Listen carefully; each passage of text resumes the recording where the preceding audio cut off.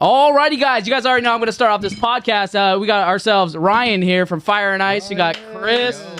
We got Riff. We got Ricky. And we got Bento in the corner and myself.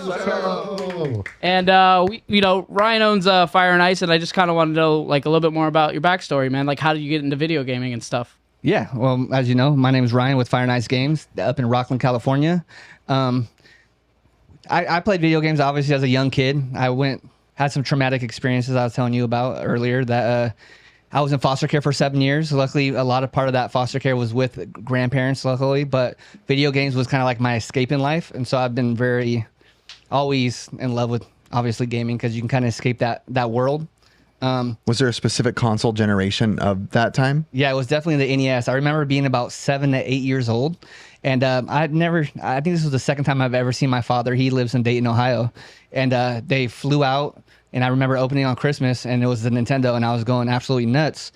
And then we go into my grandpa's spare room, and my dad and my uncle just plays it all night long. And I'm like, hey, I thought this was for me.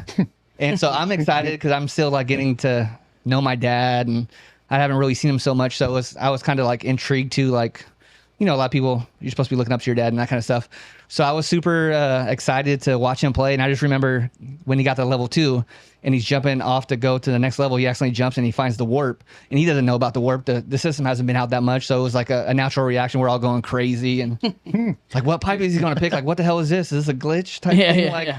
So, yeah, just really fell in love with gaming at a very young age. Awesome. Dang. So how long have you owned? So you own Fire and Ice, one of the bigger stores. Yeah. How many square footage is Fire and Ice? We're about 7,000 square feet. That's huge. That is huge. Get waxed, Chris. Makes me feel tiny like this. He's doing big things. He's on I know. He's great. Stuff, he's great. So. How long have you owned the store? Yeah, so I'm going on about 2.5 years. I started with a 1,600 square foot store.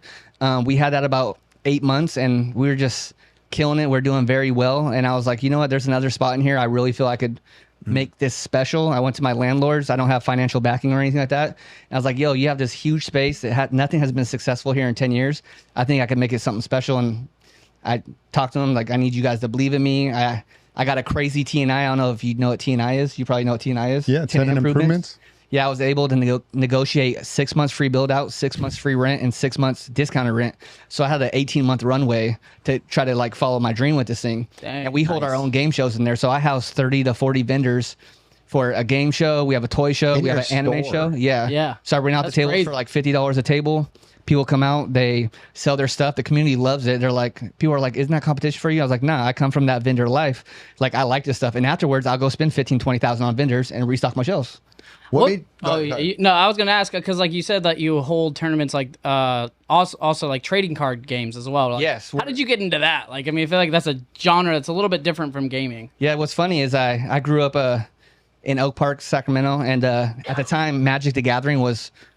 They thought it was like Dungeons and Dragons, and they thought Dungeons and Dragons. Hey, don't be hating on it. Don't be hating on it, guys. They thought you were casting spells in basements. I still think it's the same thing. They think you're casting spells in basements and stuff like that. It's just a competitive. Devil worshiper. Yeah, definitely in basements. It's just a competitive card game, and I really fell in love with it. I played basketball, and I would basically have my grandma like drive me to the shop and not let no one know I played Magic the Gathering because I met a friend that was really into it that introduced me to it, and it's a competitive card game. And so you understand like the full concept of like the gameplay and everything. I think it's the most amazing card game. That's ever. Awesome. Yeah. So I said if I ever owned a game store, I was gonna bring Magic into it. And what's crazy is like I came with no collection. Like most people start stores with like a collection of games and stuff like that. And I told everyone, give me about 6 months. My cards will match my games. And right now, we're the only store in 70 miles that's a WPN premium store. And there's people that have stores for 20, 25 years. And what is that type of store when you say W? Yeah, so what it is you have to meet certain criteria. And some of our strict criteria, and a lot of store owners like, yo, I don't want to be told what to do type stuff. But I knew fair. Once I had this, like when they search your name or they search for Magic in your area, I go to number 1 and I'm in gold writing. So it's as a WPN premium. So you get, what's really cool about it too, is like for tournaments, like when people win cards, like there's like 1 of 1s, 10 of 10s, but they have Fire and Ice on the card. So like Fire and Ice is going out there in the world, which feels pretty dope. So, yeah. What made you pick the name Fire and Ice? Sorry, Chris. Funny about that. Like I'm a person that overthinks everything. And I found this space I really loved. And it was 1,600 square foot, looked like a bowling alley, but it was a big crack going down the middle. And I'm like, yo, I want to do cards and games. I need something that has 2 names to it that ties in Pokemon, Magic, games, board games. And I was going back and forth like forever. And about 2.5, 3 weeks later, I'm like, you know, before it was like really popular to say that's fire, he has heat, everyone would come into my booth and be like, man, you always had the heat, you always had the fire. I love that. I also like the idea of like you want to come and chill, play cards, or if you want to like grade your game and ice out your collection. So just the fire and ice, I felt had like multiple meanings I could use with it.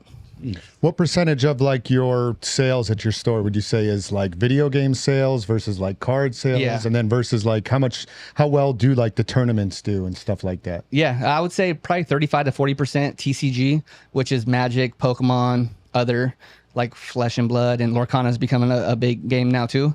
I think no matter what, if you have a game store, even if you're just going to do packs, I would sell Pokemon packs for the random. I do as well. Yeah. For the random. Yeah, I bought some Care Bear ones from Chris's store. They were the best. Dope. Have Care Bear? Yeah, you had. I might have Care Bear. Dude, I pulled the Princess Diana. And I was like, dude, that is it. Beanie Baby. That's the one. Care Bear, Beanie Baby. The same thing. I Beanie Baby I feel like it's a good so mixture. 35-40% cards, huh? Yeah, I would say so, but it's because we built it to that level where, like I said, we're a premium store now, so we're a destination spot for that as well. And how I built my store, it's like most people can't have all that dead space, and I have 18 tables that six people each, and so I could have these crazy big tournaments. And like yesterday for what was yesterday, Tuesday? For Pokemon, our Pokemon League, we had 34 players playing Pokemon, What do they? which is crazy. Do they pay like hourly? Is that what they pay? They pay for a tournament. So for the Pokemon players, they pay like $6, and they so 34 times 6, they can earn store credit, which is like a sell for us. But it's just another spot, a safe spot for kids and adults to come play. And there's different divisions, there's like a junior division, a master division, or I don't know what it's all called. Pokemon's not my passion, but I have a few people that work for me that it is their passion. Plus, you're getting those people into your store, right? And then they're probably buying packs or buying 100%. games and all that stuff. And they all intertwine, really. Like, yeah. There's not most people like video games, so.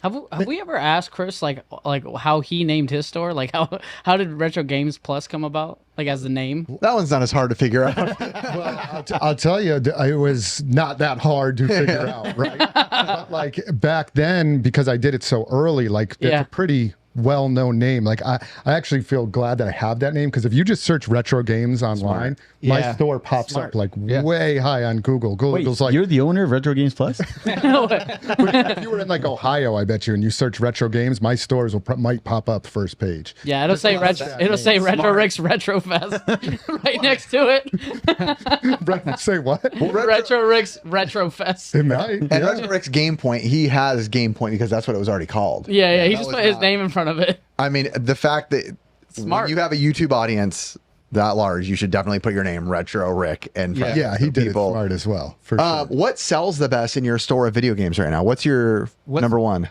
Yes, I get asked that quite a bit, which is crazy. That I don't have a definite answer. Like we're becoming like a destination spot that we literally have people flying up from LA, taking an Uber car, spending a few thousand, taking an Uber car back, fly back down to LA. So we're getting people. Those kind of people are trying to complete NES collections and trying to do Super Nintendo collections and stuff like that. But I would say like your everyday person, or it's more disc-based games right now. I would say we're now 360 people are trying to swoop those up because they know they're going to start. Yeah, which is crazy. No one's seen that coming. Like, no. 360 games. I did. I knew I still have stock of them. I knew eventually it would happen. I was like, it's only a matter of time. That tells. Do you think?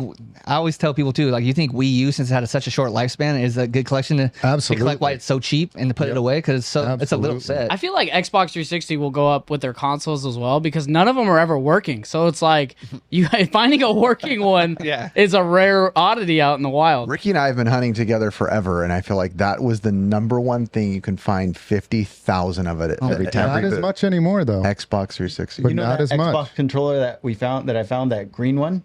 Yes, it actually belonged to like a test kit. Oh, so one of the test kits, I was like, oh, sick. What's it worth? That's all I care about. Like about $700. Which one are you gonna buy it? It's rare. It's rare because we like our trails. Yeah, Twisted told me, and he was like, "Dude, that is rare." And Twisted, I knew right off the bat. I was like, I never seen. Our buddy Twisted sold a Nintendo Gold controller for $5,000. Wow. That's the N64 one, right? Yeah, the N64. that's a hard The one. Star Okay, Fox okay. one. Yeah, yeah. Oh, did you see what's currently on? Is it Heritage?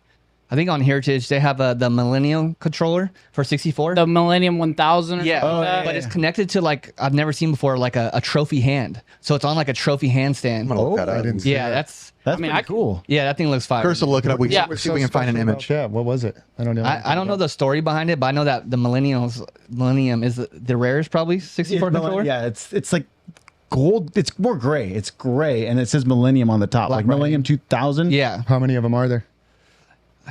It's not as rare as the gold one because I've seen them like, Oh, the they're like Nintendo Power. 400. Yeah, Yeah, and then there's yeah. a Nintendo Power one. Yeah. There's not as many. The DK one, I think Yeah. there's 4 or 5. I'm not even sure. But that stand it's on is pretty bad. I didn't even So it's heard the of that. stand. Yeah, I like the stand. The controller's probably. I mean, I see big it on thing. Reddit right here. Does it show a stand on it? Yeah, it shows the stand right here. That screen. I can show you guys. Sorry, they can imagine. Yeah. Look it up. Yeah, see how it sits on like a handstand? Oh, dang, that I think thing's that looks awesome. so dope. It would look good in like a Now, little is that case. like that's an official Nintendo handstand? Nintendo Power on it. Yeah.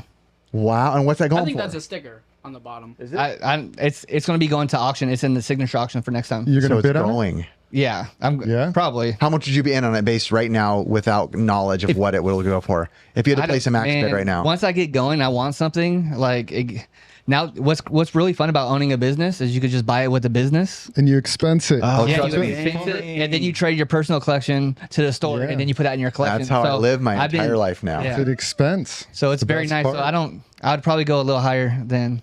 I don't know what it'll go for, but I wouldn't be scared to go 4 to 5K. 4 to 5K is where your Nice. brain's at Yeah. right now. Dang, Chris is already thinking about 4 to 5K above that. The fact that Stan says Nintendo Power does make it cooler, in my opinion. I just imagine it in a case, just sitting there and holding it. It's pretty bad. And I'm not a huge 64 guy. I respect it and everything, and I love it, and I still collect the stuff for it.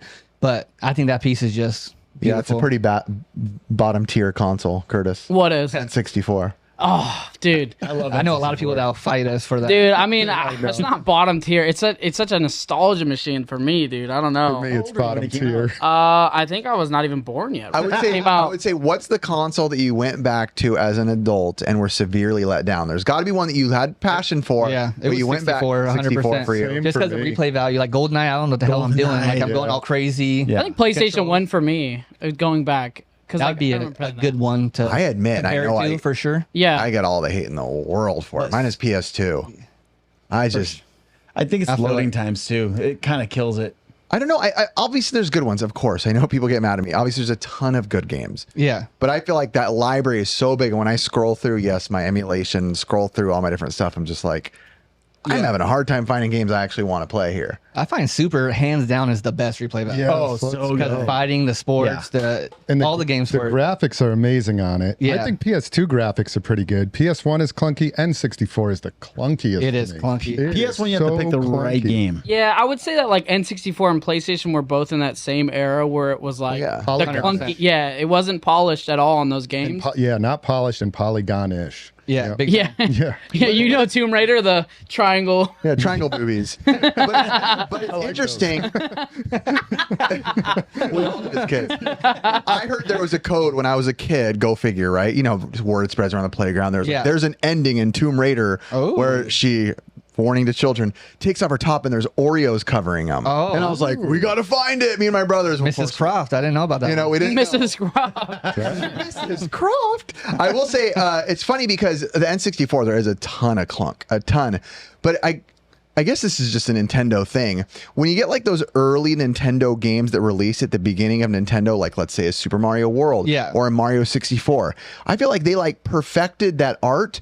And then the rest of the companies come out and all the platformers after Mario World are worse. Yeah. Mario 64 was probably the best 3D platformer at the time. Mario Kart was awesome too. Yeah, and then the ones came out after, even on Mario Kart, even on the Nintendo 64, the 3D open world platformers, and they were like worse and more clunky. Yeah, it was just funny. Nintendo comes out of the gate like, this is how it's a perfect 3D open world Yeah, game I'm trying should to be. think if there's a better platformer than Super Mario World. And I don't think I can't think of one. That is like the might be the best platformer of all time. Not even just after like Super Nintendo. That might be one of the kings of the castle. Yeah, and it's their I think launch Donkey Kong Country is pretty special too for like. Very. Oh, so It is. good. Yeah, Yes. for ladies love it too, just like Mario World. Like everyone loves it, the whole I love family. you said ladies Yeah, love yeah. it. Well, I'm saying though, like when I get like couples coming in, the ladies are like, "Let's get Donkey Kong Country," and then dudes are like, funny. "Oh, cool, you want a game? Let's do it." And they're buying Donkey Kong Country 1, 2, and 3. They love that Kong. Once you Yeah. get Kong, you can't go wrong. No, Can't go wrong with Kong. Yeah, my wife's the same way. She does not care about video games Yeah. at all, but she loves Donkey Kong Country. Dude, funny. bringing back to like your upbringing a little bit. You said that you grew up in the foster care system. yeah. And I was wondering, like, did they have like a lot of like resources for like gaming in that while growing up? In the very beginning, it was kind of weird. Luckily most of the time I was with my grandma. She ended up getting me. It was still considered foster care, so I was still like wondering where my mom is and that kind of stuff. But it was weird. Like I want to say it was like 3 or 4 months. I was 5 years old and I was in foster care till 12. So I don't remember exact like how long it was, but I remember the first foster room I went to, or foster home I went to. We were put into this big room, and it was me and my sister and another brother and sister, and they just put it in a room. It had nothing but toys, no TV. We didn't watch TV for the 3 or 4 or 5 months. I don't know how long it was, but there was no TV there. Yeah. And I just remember me and my sister sitting in our corner, like wishing, like, where's our mom? Type thing. Yeah. You Yeah. understand it as a kid. As I got older, I realized she had issues, and it was the best thing for us. And I'm thankful for everything that happened. Like, but at the time, you're like, I feel like that's what like Where's your really parents? makes you who you are as you Yeah. grow up, right? You kind of realize those things early. You have to grow up faster. yeah. So me and my sister had a very tight bond during our younger years. I wish we were a little closer now. We're actually reaching out to each other, but we all have our own traumas, and people handle traumas differently. Oh, yeah. And this my family trauma is still a bit much. I'm a 43-year-old man. Yeah. And I still like wish I had a stronger bond with my mom, and my father and me are getting better, and we have good relationship. We talk a lot, and he's proud of me and stuff like that. But you always, I don't know. I feel like boys, like that mama's boy type thing. Like you always, I mean, we come from our mom, so Yeah. I get it. There's that attachment for sure. Yeah. Like, I'm a huge mama's boy for sure. yeah. Like, but I mean, like my dad definitely was like the tougher side of me, like where he would like kind of nail in the iron. That's Yeah. pretty stereotypical. The man is kind of, that's my dad. He grew up Texas, cowboy, rodeo. I mean, I had a Yeah. tough dad too. What kind of got you into like the collecting like after the fact of getting Yeah. out and stuff? Crazy. It's all crazy, but I was working as a restaurant manager, working 50, 60-hour weeks. Ooh. And, restaurant? Sizzler. let's go. Dude, yes. Going to I used to love Sizzler. Sizzler. Dude, I'm telling you, the taco bar and the salad bar. Yeah. Yes. No, bro, that's too I never hit the salad. I just got the fruits, but you know how it goes. We know they kind of went downhill, but the one I worked at it went back and forth to number 1 and 2 in Northern California. So we had a really good one, Strong one. And I'm very thankful for that job. It was super hard, but everything like P&Ls, learning all that kind of stuff. Like I think it helped me run my business, how I run my business, really tight. But it's funny thing. I had a friend who was a dishwasher. And he would just come up and he'd be like, "Hey, look, Vato, Chrono Trigger, $5." And I'm like, "Oh, tight." And next week he'd be like, "Hey, look, Vato, Final Fantasy 3, $5." And I'm I like, didn't know you were friends with Ricky before me. and I was like, shout out to Roberto. I appreciate you. I want to be here without you doing that kind of stuff. But I'd be like, "Why you keep telling me the values on this thing?" He's like, "Dude, Chrono Trigger's like $100, $120." I'm like, "What?" I was like, "I used to love those games." I'm like, "How are you finding them, dude?" And he's like, going to yard sales, flea markets, and stuff like that. And I'm like, "Oh wow, I want to start doing that." He's like, "Just don't go to my neighborhood, dude. Like I just told you about it." And so the funny thing, I was like, "Yeah, I won't be over there." And I seen a big old estate sale. And I went, it was like the next week. And I'm over there. I found like, it's like my first big find. It's like a 90 to 164 titles. And he comes up, he's like, "What the hell? What the hell?" Because he told me not to get in the neighborhood. And Then he rolled up on you with the family next week. I had the craziest luck the first like 3 to 4 months. He was always telling me about Dracula X. Like, man, if I want to get Dracula X, da da da da. And I found that at a yard sale for $2, which was crazy. Dang. And so that's how it all started. And then I told myself, if I retire one day, what I want to do, I was like, I want to try to collect the whole NES collection, but there's no way I'm spending $500 on a little Samson. And now I almost spent 6 figures on something. So that sounds pretty crazy. Listen to the whole podcast if you get a chance, because Yeah. apparently at the end he has something. That'll be the bonus Got a special content. grill for everyone. Yeah. Oh. Yeah.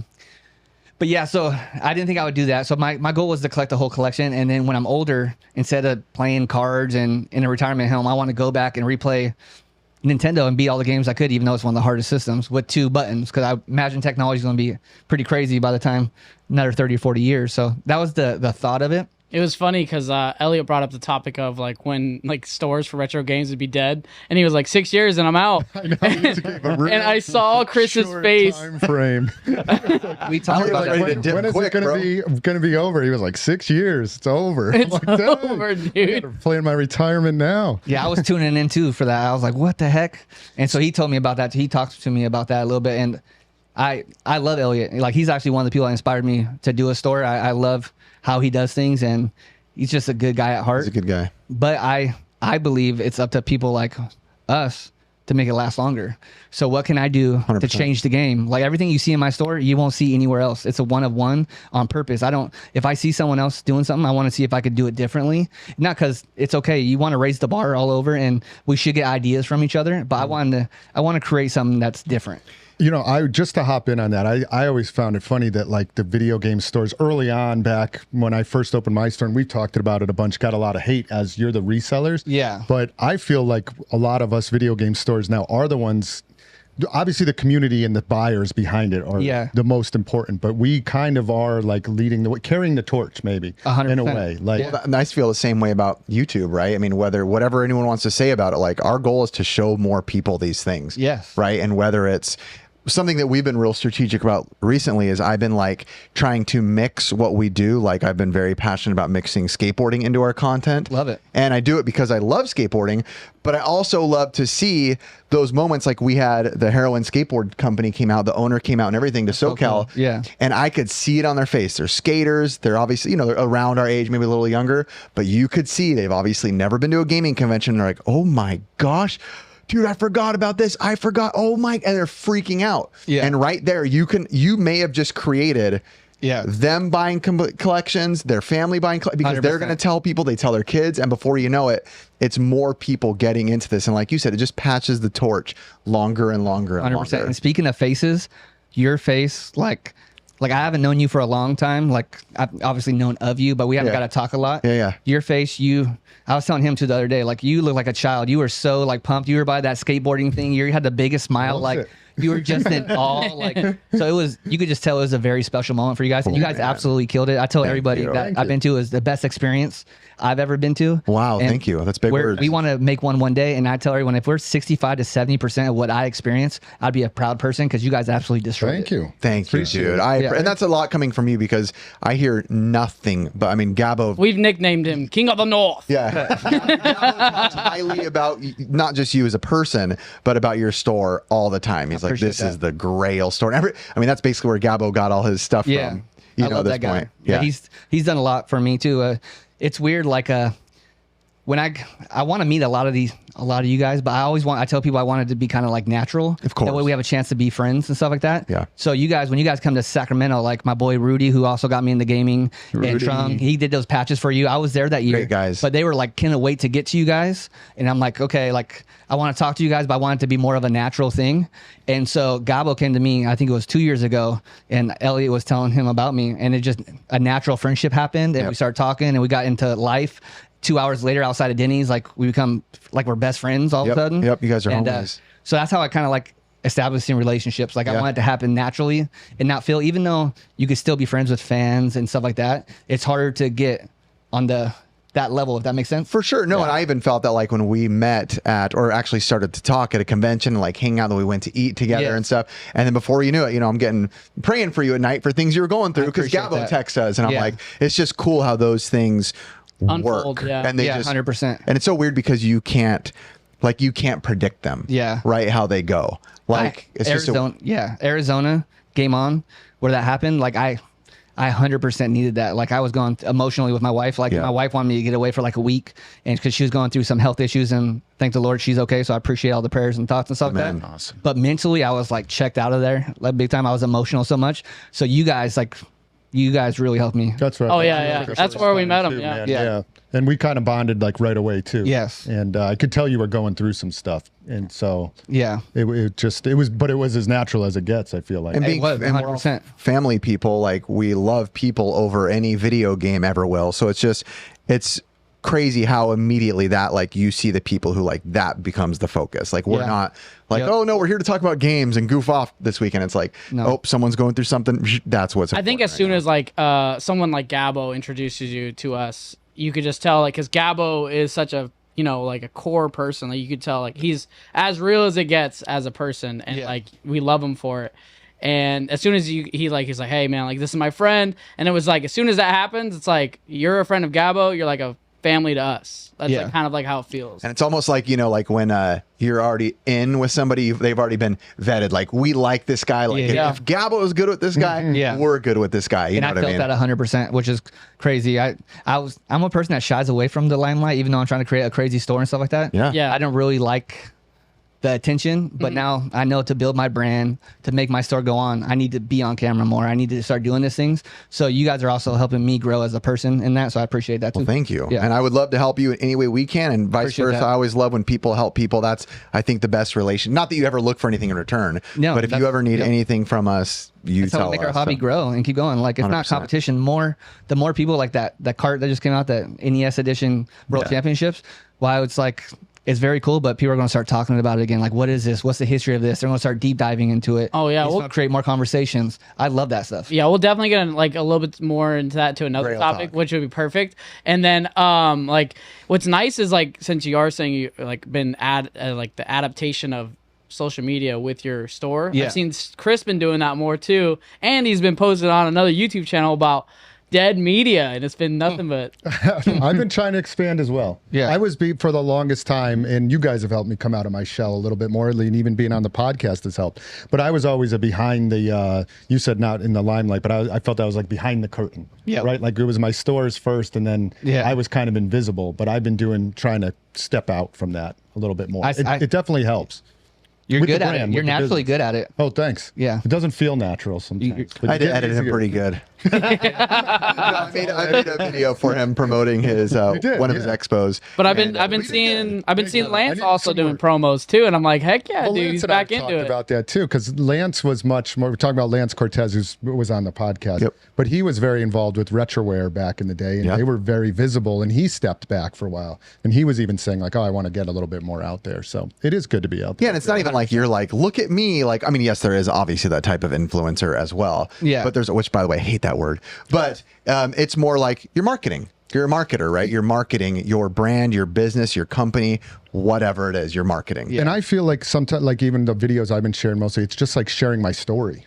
More than anything, like this is all the stuff that I do, you know, or you might do behind the scenes with your store, like just showing more of like you're driving up to go get something. Like, let me share the story, and people love that stuff. They like I like to follow people and see what they're doing. It's more, it feels more genuine. Yeah, it feels, yeah, you know the business behind. You almost feel like, you know, even like you're going through something, you going through something. Like people, it almost feels different supporting someone too, and you're like, there's a person behind this that I'm supporting. Yeah, you know, not just a business. Yeah. Not just a Walmart. Not just the business. Yeah, really. Not Jeff Bezos. All right, let's switch it on to something fun. It's the new game that we started last podcast. It's called Versus Challenge. Good, we get Ricky talk this time. Oh. Yeah, and no matter what, you have to choose a side, so it doesn't matter. I hope he's arguing. There will be. All right, so the first one's going to be PlayStation 2 versus Dreamcast. Dreamcast. It's not even close. Ooh. It's a little silent over there. Oh no! It got quiet on the white side.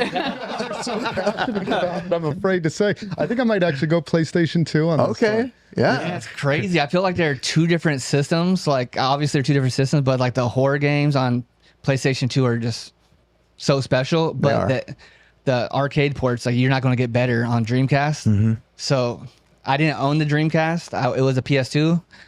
But I see why people would pick Dreamcast. So it's I gotta pick. What you gotta pick? It's a versus. You can't politician yourself. Yeah. You can't Secret Service like that lady's doing and not give an answer. I'm not saying the white side is right, but I'm gonna say PS2. Dang. Ben? I'm gonna say Dreamcast. Yeah. Dreamcast. Okay, Ricky, let's hear. What's your argument for Dreamcast being the best? Dreamcast just is so smooth. It plays so smooth. If you ever played Virtual Tennis or any of the Marvel vs. Capcom on Dreamcast, best controller to play Marvel vs. Capcom. Yeah. 1 and 2 if you play on Japanese. But I argue against it. I love the controller. I love the technology, how they had the little VMU that actually you can take it out. It's a game. Dude, that thing was, it's so good. Power Stone came out there. Power Stone is awesome.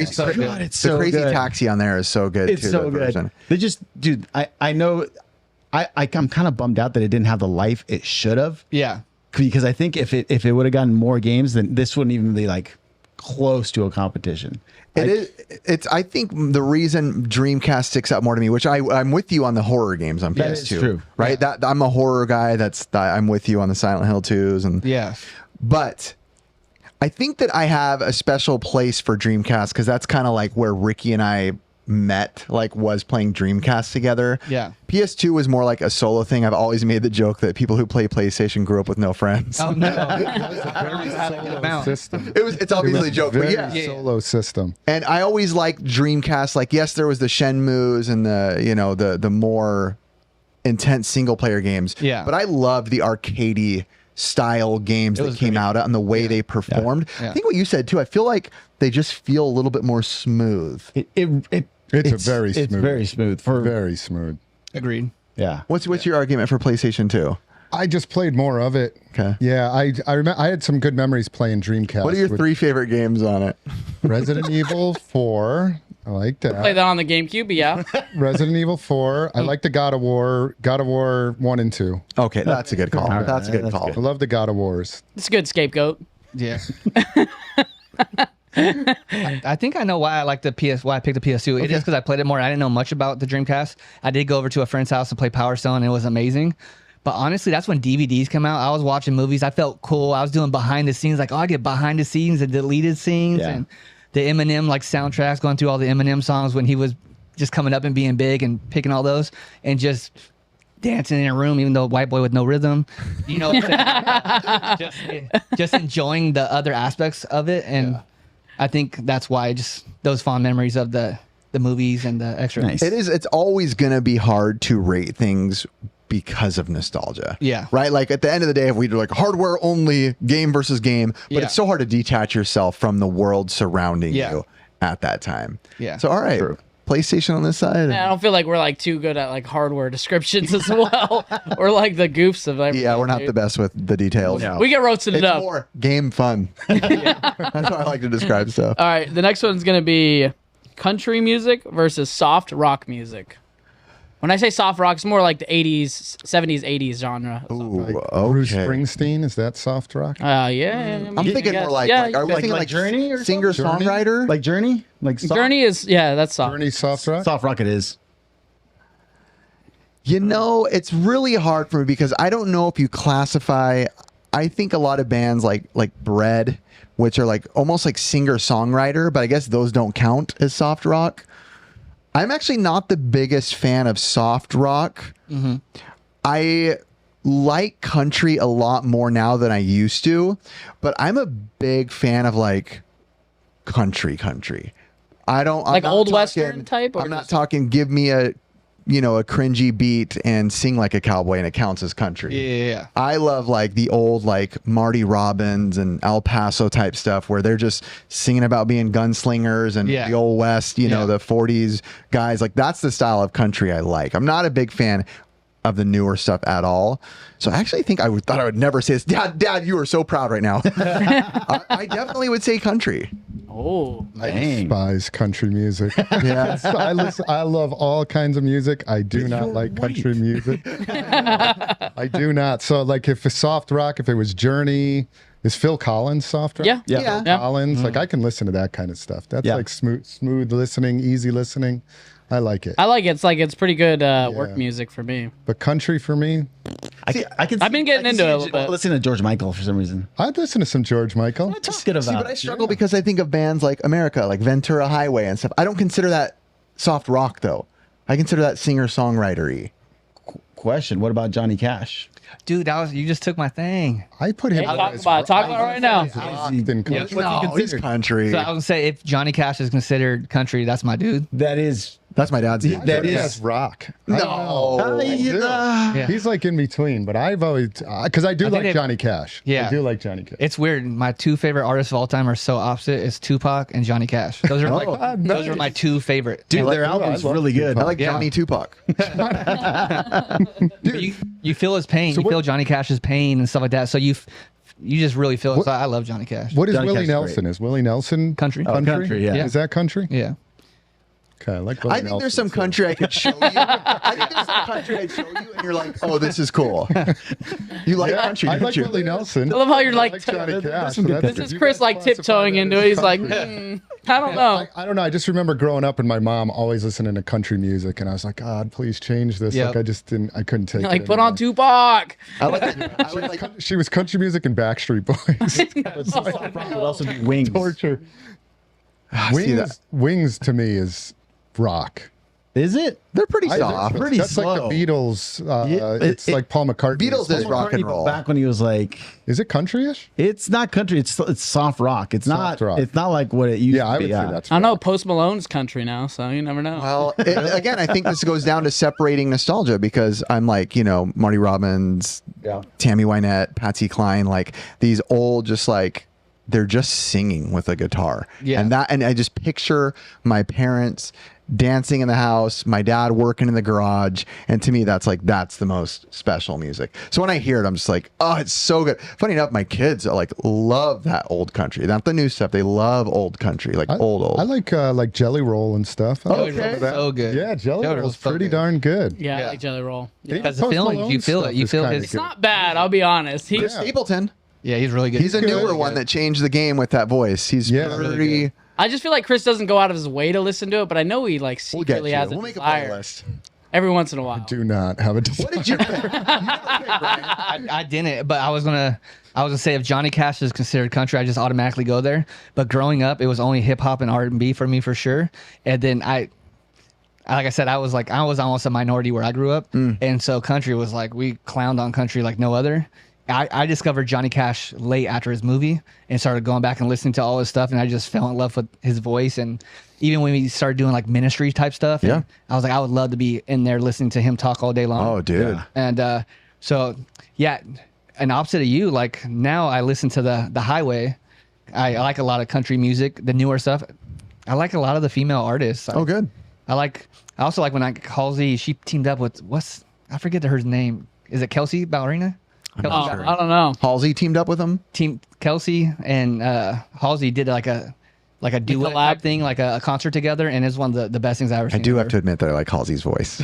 She is I do admit. on point. Yeah. I do admit that I like her voice. All right, Yeah. we'll go on to the next one. I mean, I don't know how much Riff will be able to comment on this one, but it's gonna be Pokemon versus Yu-Gi-Oh versus Magic the Gathering. There's 3 you got to choose between. I could pick. All right, here we go. Ricky, you start. Pokemon, obviously. And I these are love by Pokemon. trading cards. So Pokemon, Yeah, for sure. Pokemon. how about you, man? Pokemon. I And don't I know. didn't play any of them as a kid. Dang. Pokemon So you're just gonna choose it over value or something over there, huh? value. Yeah. I like Charizard. It's pretty cool. Yeah.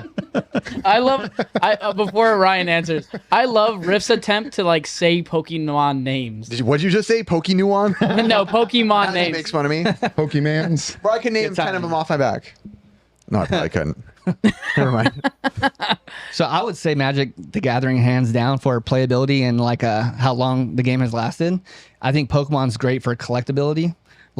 So Magic is just a more in-depth Pokemon game. There's a lot more going on. So play-wise, and if you enjoy playing the game, Magic hands down. But collectability and having value and things being worth more later down the road, Pokemon all day. You If think I had to go so? off the cards that I think are the best to look at, though, Yu-Gi-Oh is pretty incredible. Yeah, Oh, is that They have like a- good artwork? They do The look good. artwork is unbelievable. On it is. They are dope. Yeah. You know what and the worst names. artwork is? The Black Lotus. That's one of my favorite cards I own. No, I know it is. Yeah. Oh, you own? You own it. It's for sale in my store for $24K right now. 24K? But is the artwork very basic on it? Like a It little. is. It is basic, but it's the Charizard. I just meant artwork. Yeah. Artwork wise. What does it do? Like if you put down a Black Lotus, what Yeah, does it do? so while it you're costs playing? 0 to put it out, and you sacrifice it, and you get 3 mana. So you could play anything instead of like waiting your 3rd turn to play something. Yeah. you could play something first turn that costs 3, which is your 3 turns ahead of anybody. So it'll changes the game big time. Does anybody ever dang. play with that card anymore? Or is it just collectors? No, now it's that have so it? there's different formats which is nice with Magic. That's I think considered legacy only. So you only get to play what they call the Power 9 in Legacy. So it's only one format. So a lot of times people play that. It's kind of like a status symbol, almost like people playing that format still because Magic's just so crazy now with all the sets that come. But it's still a cool piece to have, like a Charizard, just to have it in your collection. And I love having it in my store since we're a WPN store, and I wanted people like, oh, 24. What sells the most out of those three categories? man, it's tough. Magic and Pokemon are pretty equal. I would say since we've dedicated so much to Magic and we're a premium store, that Magic's a little bit more. Got it. But Pokemon, like things are so allocated and stuff like that, so you only can get so much at a time. So they both sell freaking excellent. Yu-Gi-Oh don't sell at all for us. Really? For me, Pokemon, because I sell cards, singles. It's only first edition for Yu-Gi-Oh. But I've always heard if you don't have a place to play, like people 100%. want to buy Magic to play it. They support their Right. So for me, it's just Pokemon, and I sell a lot of Yu-Gi-Oh actually. Yeah. Not so much Magic because I don't have a gaming area to play. He's 100% right. Makes a great point. So Magic players support wherever they play at. That's the shop they support. So they're very like, yo, this is my shop. I'm not going to another shop. Like this is like a lot of them don't move around too much. There's some that do, but Pokemon they'll buy anywhere. They don't care. Like where I can grab Pokemon, I'll go get it. Magic will be like, okay, I'll wait for you to get it in type thing. So Loyalty, there's a lot of loyalty with Magic. And you said you run Pokemon tournaments, like people are playing Pokemon. Big time. We had 34 Big people time. yesterday. Really? Yeah. Because I always thought it was more just like a collector's scene now. But also we have that, but I have an actual Pokemon professor that works for me. So as they work for me, I told them to go become a Pokemon professor. That means they're teaching people how to play? So yeah, so you could run the events. We run big cups and stuff where we get over like 50, 60 people and stuff like that. And so we become a place where they hold like bigger tournaments. But having a Pokemon professor makes that easier. And I don't know nothing about Pokemon. Dang, we might have to do it in that I place. need a Pokemon professor. Seriously. Hey, Pokemon please tell me his name's Oak. Dude, I don't know how to play Pokemon cards. What the heck? I was the Yu-Gi-Oh guy out of all this because I love the first Nobody edition. cares. But whatever, dude. Whatever. Ricky, Next art. hold on one sec. Ricky, were you playing Pokemon games or collecting cards first? I was playing the games first. Okay. Oh wow, nice. Yeah. Yeah, but you've been picking up a lot more cards as of recently. I have. I love the way they look. Dude, it's cool. I like Pokemon too much as a grown adult, but I love it. You can't argue. There's it's not grown many on better me. franchises out there. Yeah, So- even like collecting. Dude, Even- I just bought this giant inflatable banner from like Australia. It's like this big. Pokemon Gold and silver. silver. I was like, all right, cool. That's tight, the yeah. best games to play for. You should just breaking everything over here. I really Great. am. It's like he's back and he just breaks everything. Ah, Ricky, no. But when you were playing with like the gold and silver little blow up, how much did you pay for that? Like that big old thing. I think I paid $400 total. And that's a display. That's a display, but it also came with two inflatable Pokemon. I had no idea who they were. You don't know who the Pokemon are? Dude, I'm more into the Bro, Google Lens that. Well, I know that. I mean, yeah, I can Google Lens it, but I'm more into like the original Yeah. 150 because Yep. that was my Red, blue, and yellow. Yeah. Yeah. All right, we're gonna switch on to another one. It's gonna be gaming plush versus gaming figures. Gaming what? Figures like toys. Plush versus figures? Yeah.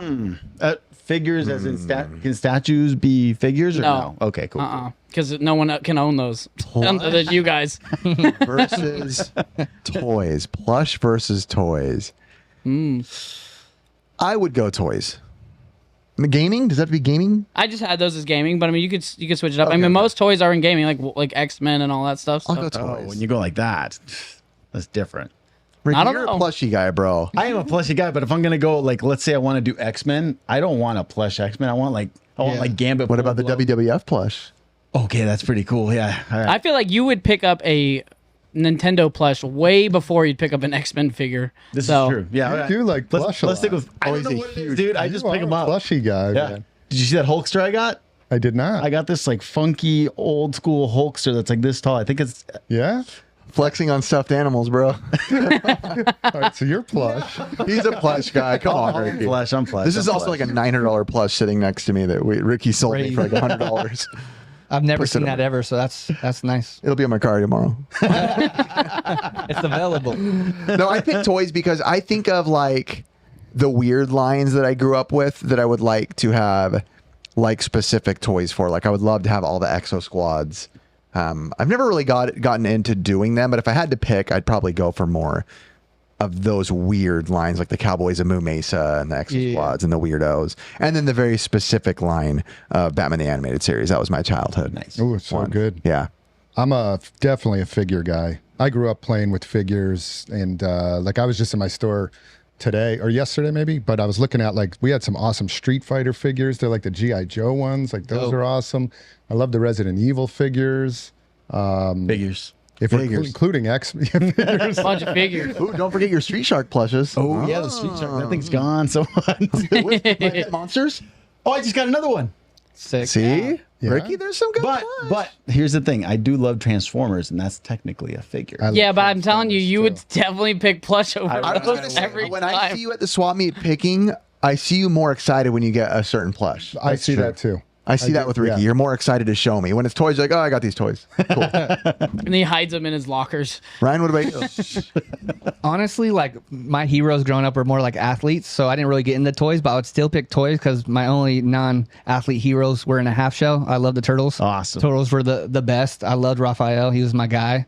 And You're a Raphael guy. yeah, I loved Raphael. That says a lot about someone. Yeah, I know. it Knowing does. what I know. Ninja Turtle you Never- like. I don't think I've Yeah. ever heard somebody that likes He's the strongest Raphael. turtle. You like Raphael? Oh, all right. No, he's the strongest turtle. Yeah, I loved him. I like Leo. He's the strongest. To me, like he was the backup for everyone. He had everyone's back. Like Yeah. he was, even though he had his attitude, because we know he probably should have been the leader. But He was okay. given weapons to basically just play defense the entire time, though. Well, he was too strong. He didn't. Have you he heard the didn't- theories about that? No. About the Ninja Turtles, why they were given their weapons? Apparently, they were given their weapons by Splinter to teach them lessons. What is Raphael's problem? Aggression. Yeah. What are size used for? Defense. Oh. Oh, where did you learn that? Michelangelo, what is he? He's goofy. He's out of control. What's one of the hardest weapons in the world to use? Nunchuck. Troll. Oh. So I heard that there's this whole theory about the way they were given certain things is to teach them like control of certain parts of their life. So like Donatello was too smart, so they gave him the dumbest I weapon? think Like, so. No, I think it was something like that. I think it was something like that. That's great. Here's a That's stick. great. And I can't remember Good luck. Leonardo's. Everybody else has guns and swords.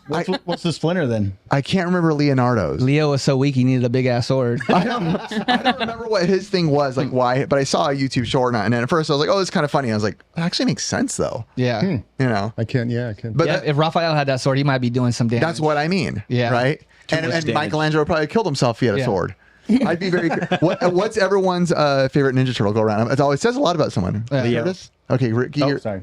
Ricky's Leonardo. I like Leo though. That's like I liked him. Double Leos. I'm for sure. Leo. I'm for sure Michelangelo. Yep. Yeah. I'm a Leo guy. My favorite color is blue, so it's weird that I don't pick Leo. But Raphael, I really just felt he was so strong. But there's no turtle I hate more in video games than Raphael.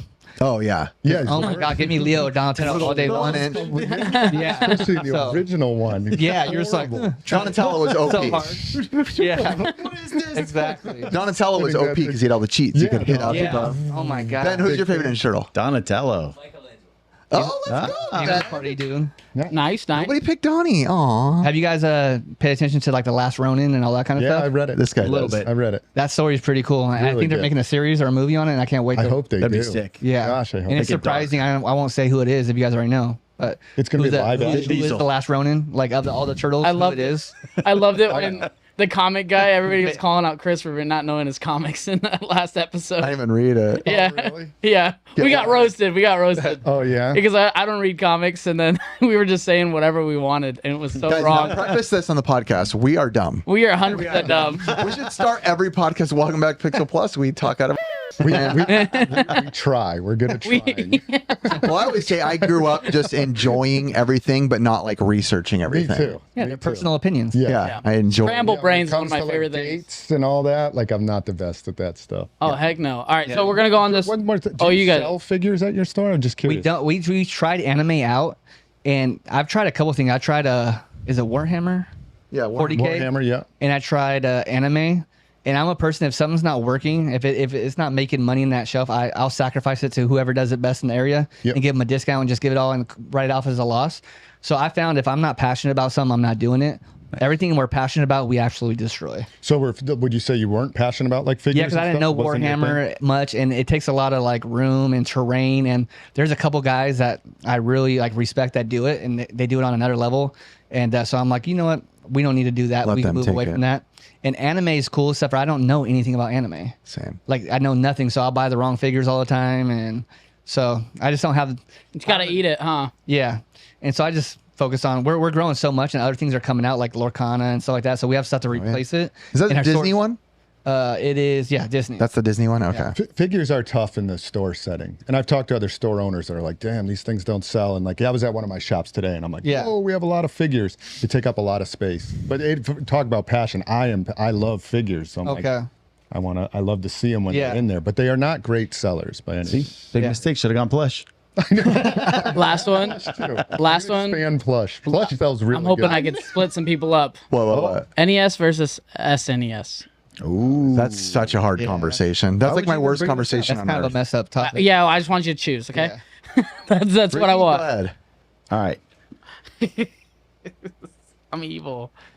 I'm You got it. Big decision. It is. I love the Nintendo cart more.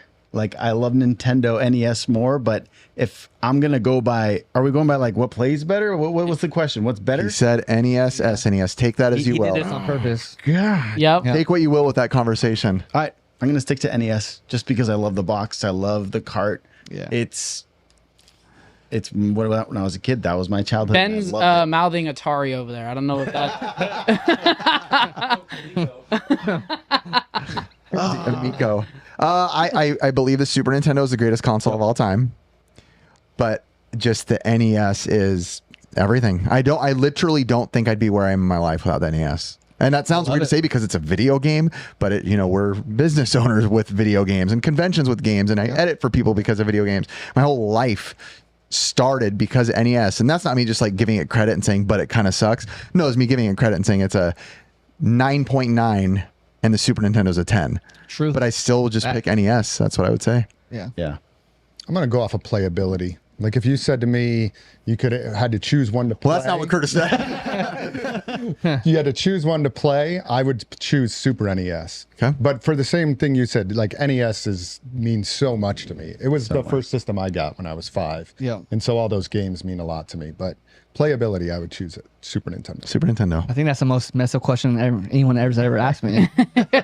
But I love your answer to that because we're not here without Nintendo, and Super Nintendo's not here if it wasn't for Nintendo. Nintendo was the start of all of it, right? So I'm the same way. I love playing Super more, but Nintendo would have to be my favorite console of all time. They also saved the video game industry.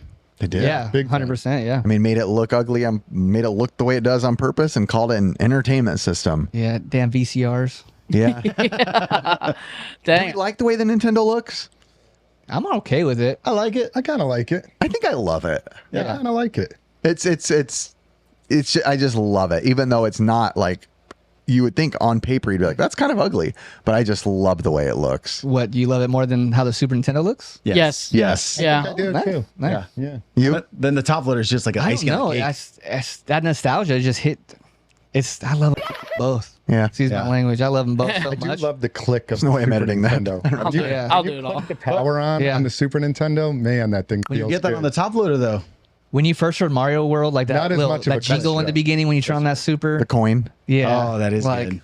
Or Mario Kart with that. I introduced my nephew last night, who is a big time gamer, Wyatt. Yeah. I introduced him to Super Mario World. Yeah. And he, he's 7. So I was like, let's see how long he will even play it for. But dude, he was like hyped on it. Super See, so and that's a special. big example. We talked about this Yeah, before. huge. Like, would it be good for kids in the new generation who never played it? And he just a couple hours later was still playing and going at it and loving it. And I was like, there we go. It holds up. Super Mario It World does. It definitely holds up holds really up. holds up. All right, guys. I know that like most people wouldn't know this about like Ryan, but I mean, one thing that like we've been all kind of like wanting to do is chasing rails, right? Yeah. And I think Ricky's came up on some things, and when we're talking about like the statues and we're talking about like the displays and all that stuff, just giving you like one of those experiences where it's like you've pretty much found a one-of-one statue. You want to go into that, Ryan? Yeah, speaking of grails, I mean, this how we really met. I gave him an awesome stunt racer prototype as to me, I consider a special piece, a super grail. Super And that's special. how I started our relationship. Yeah. We were at a restaurant, we were talking. I talked to him a little bit beforehand. And then I was like, man, I think this belongs to, should be this guy. I know Mort was super jealous. I apologize, Mort. Wait, hold on. Let me tell Mort something. get waxed. No. Chris had just a little bit more money. Smart. Give me a good deal on that too. Yeah, I think it's I like super those special piece, dude. Yeah, Grails to me prototypes. I'm a big prototype collector. I love them. Especially with that the one. That stunt. one's like that's a beta. It's more like a beta because it's Stunt Racer Yeah. 3000, which is really an unreleased game, right? No, so I heard you talking about it on the last podcast. Did I It mess is. up? No, it's a Dang, way to Dang, You didn't dude. mess up at all. It's a beta. Hype it up. So it was before Stunt Racer, and they took some stuff out and they took the title down to Stunt Racer. But it's not it's a beta, so it's not the whole original game, so it's unique. So it's a Dang, super you're duper talking cool. the value down right now. The truth. Talk it. Value. Talk it up. Talk it. All right. It's a beta, so it's like it's not a complete copy like the Hagane we were talking about earlier today. It's a beta, so it's like it's special. Special. Yeah, Good. 100%. It's a master. But yeah, you're talking about the one-of-one Mario. Yeah. I just wanted to see like how did you come about getting that? Crazy story about this. So I've owned it twice. Usually, if you haven't, when you let go of a grail, you're never getting it back. So I'm very fortunate for that. What is it? The one-of-one Wax Museum Mario. Oh. So he could pull it up on a thing. So back in 2003, I believe it was introduced. He was the only like video game character ever in a Wax Museum because it's obviously celebrities and stuff like that. Yeah. And he took the place of I think the Matrix people like Neo and stuff got pushed back for Mario to be in the entrance. And it was funny when I like 16 years ago-ish. I better not get it wrong. My wife will get on me. But I didn't have money and stuff like that. We went to Catalina. We did the Wax Museum and stuff like that. And my wife's crush was Mario Lopez back in the day. Wow. And so I seen Mario and I was like, girl, that's the only Mario that could ever touch you. And she has a picture of him, like his hand out where her butt's pretending to touch on it, like a cute little picture. Yeah. But weird, one of my best friends later in life, Rudy from the Retrofix, said, hey man, this guy has 5 statues, the Star Fox, the Pikachu, both Marios, and this one Wax Museum Mario. I'm like, what? And he sent me a picture. I was like, was that the one with me and my wife? I have an old picture of it. Let me go find it. And this was like 5-6 years ago. And it was. I went down there. I got it for an unbelievable price, all 5 statues. And it was in my front room for like 2 years. He's 5 foot. Can you He's say huge. the price or no? I think I got him for 4,000. I think I got for 19,000. I got all 5 statues, Wow. which is unbelievable. All those statues are way more now. And if I knew I was going to have a store, I wouldn't have sold any of them type thing. They were in my game room and looked good. But the Mario 5 foot was just so huge. It was in my front room. And we have 4 dogs and stuff like that. I was like, my dogs better not Yeah, eat this thing. mess with it at all. Yeah. So I started shopping it around because me and my wife were thinking about like possibly like adopting a child or maybe doing surrogacy and stuff like that. So getting some money. I ended up selling it for $10,000. And I regretted it instantly. I love this piece. But once I got my store, I was talking to the guy and he would hit me up every so often and he wanted it for $16,000. He wanted $17,000. And this last time he posted it up 20,000 or best offer. And I was trying to give him best offers. And the reason why I wanted it back is because that whole thing in Arizona where I thought I was going to lose my wife and that tied me into my engagement. And so I wanted to do something special, welcoming people in my store with this piece. And I could always have my wife with me there.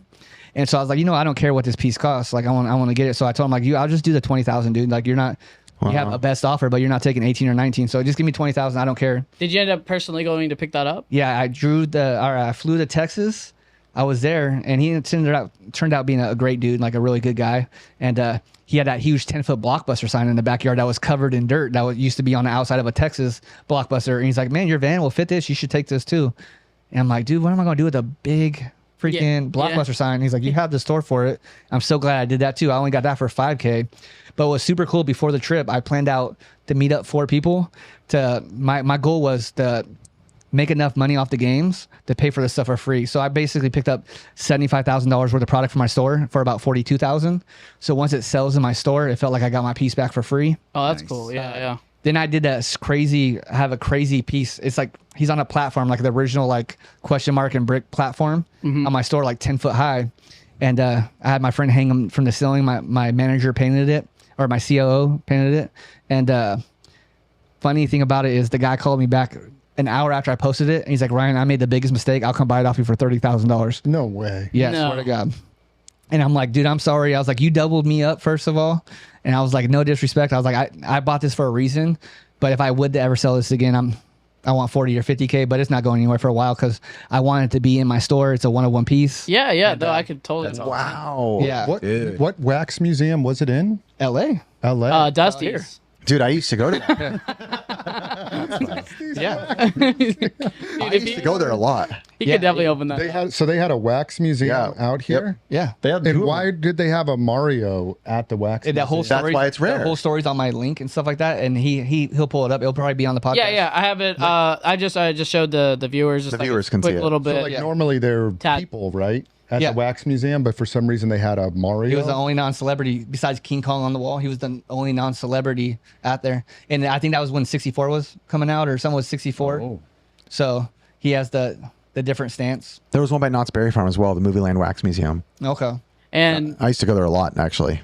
Do you I- remember the Mario statue Nope. at the wax There museum? wasn't one at that one. Okay. Just the LA one. Interesting. And I know, like, we find out a little bit more about that sign that Chris picked up from you guys, but you can kind of, like, if people haven't seen the video or anything like that, describe, like, picking up that Sega. The night. Oh, the night. I was going to say that Ricky, was why one of don't my you tell that trails. story? That thing is awesome. All I know is I knew that it was. Audience, everybody make sure they hold Chris to this. Ricky and I have hooked up Chris more times than we can tell you. Oh, God. And we're trying to get little Samson soon. So we'll remember the deals when that time comes. So it was kind of crazy. I was just, I always scroll OfferUp back in the day. Nowadays it's not as great, but it's still, you'll still find stuff. Yeah. I was just scrolling and I'm like, what the heck? There was like this, I just saw the Sega sign and I'm like, dude, this guy had it for, he was asking like 700 or 1,000. I can't remember what it was. I was just like, I messaged the guy. I was like, hey, how you doing, bro? Just wondering if you still have this. He's like, yeah, but no one's giving me a fair offer yet. So I was like, oh, shoot, I'm gonna have to pay up on it. Offered him $500. He took it. Wow, He's like, nice. dude, I'll go. I'm like, all right, I'll go tomorrow. I'll go pick it up. Me and this dude go over there. I didn't realize when we pulled up and we saw the sign how awesome it was. What kind of sign? Nobody knows. Oh, sorry. So it's a Sega night sign. It And just it's shows nights. lenticular. It's lenticular and it lights up. Double-sided. Beautiful, double-sided. Double-sided. I don't. From what I found out about it, I think it was there's only like 2 or something like that, and they were in malls. It was like It's not the night one, like the night from like Sega Saturn, that huge one. yes, You got that one? yeah. No, you didn't. No one was messaging. He's like, dude. He's Huge. like, I had It's one dude offer me huge. 200, and no one else was like, I don't think you know this, but I'm pretty sure it was in SoCal like 4 years ago. One of the owners who had it, it was he was lit trying to up. sell it. Yes, he was trying to sell it for $1,000. That's the one you got. I That's the want one I that got. so bad. If you ever want to sell that and come up and I have triple, it. oh He my has it god! now. If you want to sell that, dude, NFS. is it in decent shape? So It's in beautiful shape. Great, I dude. opened It's it. beautiful shape. dude. I changed the light please. bulbs out. They have like LED lights in there, so Sell it it to doesn't Ryan. Sell it to Ryan. Chris put in like $2,000 worth of My light favorite bulbs. signs of all time. That's I crazy. want to say it's 5 feet tall. It's huge. it's heavy. ginormous. I was in awe when I seen it. I'm like, what is that? dude, the funny thing you is, didn't see it. You might not. You didn't see it at my shop. Over there? It's on the back wall. I missed And I it. can't even remember the story now, but like someone reached out to me after that video post and was like, I don't think you guys know how rare that sign is. Yeah. And they were like a Sega employee and told us all Yeah. this stuff. And they're like, that is a very, very rare I think sign. I've seen one other one at Portland, possibly. Yeah, that's only 2. Only 2. that's it. Yeah, and I so the story, what you said about the malls, I heard that from, so somebody had told me they were in stores, but I was like, that doesn't make sense. Like this Too thing big. is way too Yeah. big. And why would it be double-sided for Yeah. a store? And then somebody told me the same thing. They said, no, they were in mall displays, like in the front, you know, when you would walk Yeah. by and there was adadvertising. The big That's advertising. where, the big advertising. It's crazy. That's what it It's such a beautiful Dude, piece, dude. the It's funny thing is, gorgeous. I wasn't. I didn't want to sell it, but my wife were like, "You should sell it." And I was trying to have Ricky make money. Keep doing it again. At the time, it was worth it. it was Dang, so I got waxed though. No. For 500. because at Don't even No. try. You know for a fact. Try. Fun fact, fun fact. But listen to this. 2 people reached out to me after the episode came out. One offered me $10K for it. Wow. One of his, does his name rhyme with Nick? As in Retro Rick? Retro. No. This That's funny. there was was 2 Rick, people though. I that thought Rick those reached out 2 to that him. reached out. Rick would have reached out if he had. I thought you talked about sending it off to Rick. No, No? No, it wasn't Rick. no. Chris, you're not going to get out a little Samson, dude. So, Yeah. I mean, technically, Chris, someone offered me $10K. So Ricky got one. The value of it is 10K, which you did really give me a really good deal. I sold. So someone did get waxed. yeah, because It's like a wax staircase with Chris. It's a wax staircase. You know? You're next, Ryan. Yeah. I got 2 World of Nintendo cabs yeah. for $500. What? No, $100.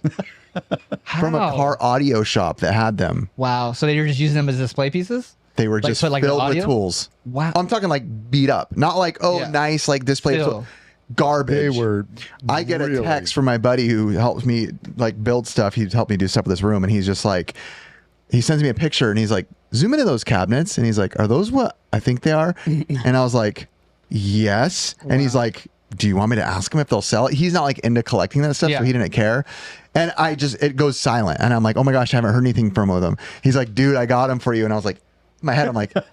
Dude, how much did I pay? Like, I'm Yeah. screwed. He's like, dude, got him for $100. Hope it's not. Hope I didn't get you ripped off. I sold him to Chris. How much did you pay for him? 2,500, but I didn't know you paid 100. Dang, No. Yeah. Unlike and just like Ricky, the exact number, 10K. I have your Venmo right now. If you give me those Wow. from another I guy. didn't know you paid 100 for them, and I Yeah. was happy to pay 2,500 for them. They were in really rough What, shape. one of them says World of Nintendo on the back. What's the other one say? Nintendo headquarters. Yeah. Yeah. Which I'm still Headquarters trying to are find a good. replacement sign for that one. The World Wow. of Nintendo is easier to find, but I'm trying to get I think Retro Beard, maybe Yeah. Adam. But Oh, I yeah, he still- could do it. Yeah, but he didn't have that template. So keep in mind.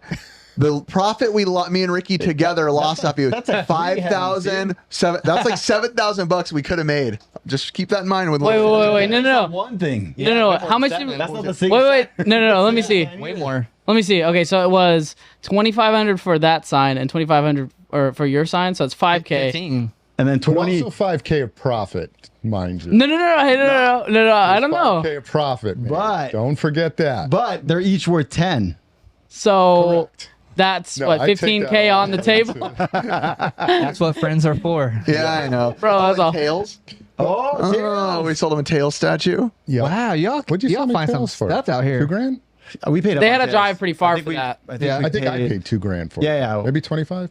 That one we made like nothing on. I think we like Was he Especially after all the cleaning we did. yeah, we cleaned it for like 4 hours. No, Was he you have intact? looked me up, and I am. Those Oh, yeah. three are Wow, off. nice. Because those things Yeah. crack a lot big The time. tail, a little bit of cracking, but still it's not like broken on. off. They actually got two of them, the tails. They You still have one, right? No. No. What? The other one's at Rick's. with sold it to Rick Retro Sonic. Rick. Oh, you did. Oh, wow, nice. That's how I paid for my 2 Mario How statues. much did Rick pay? Can I ask, or do you not want to say?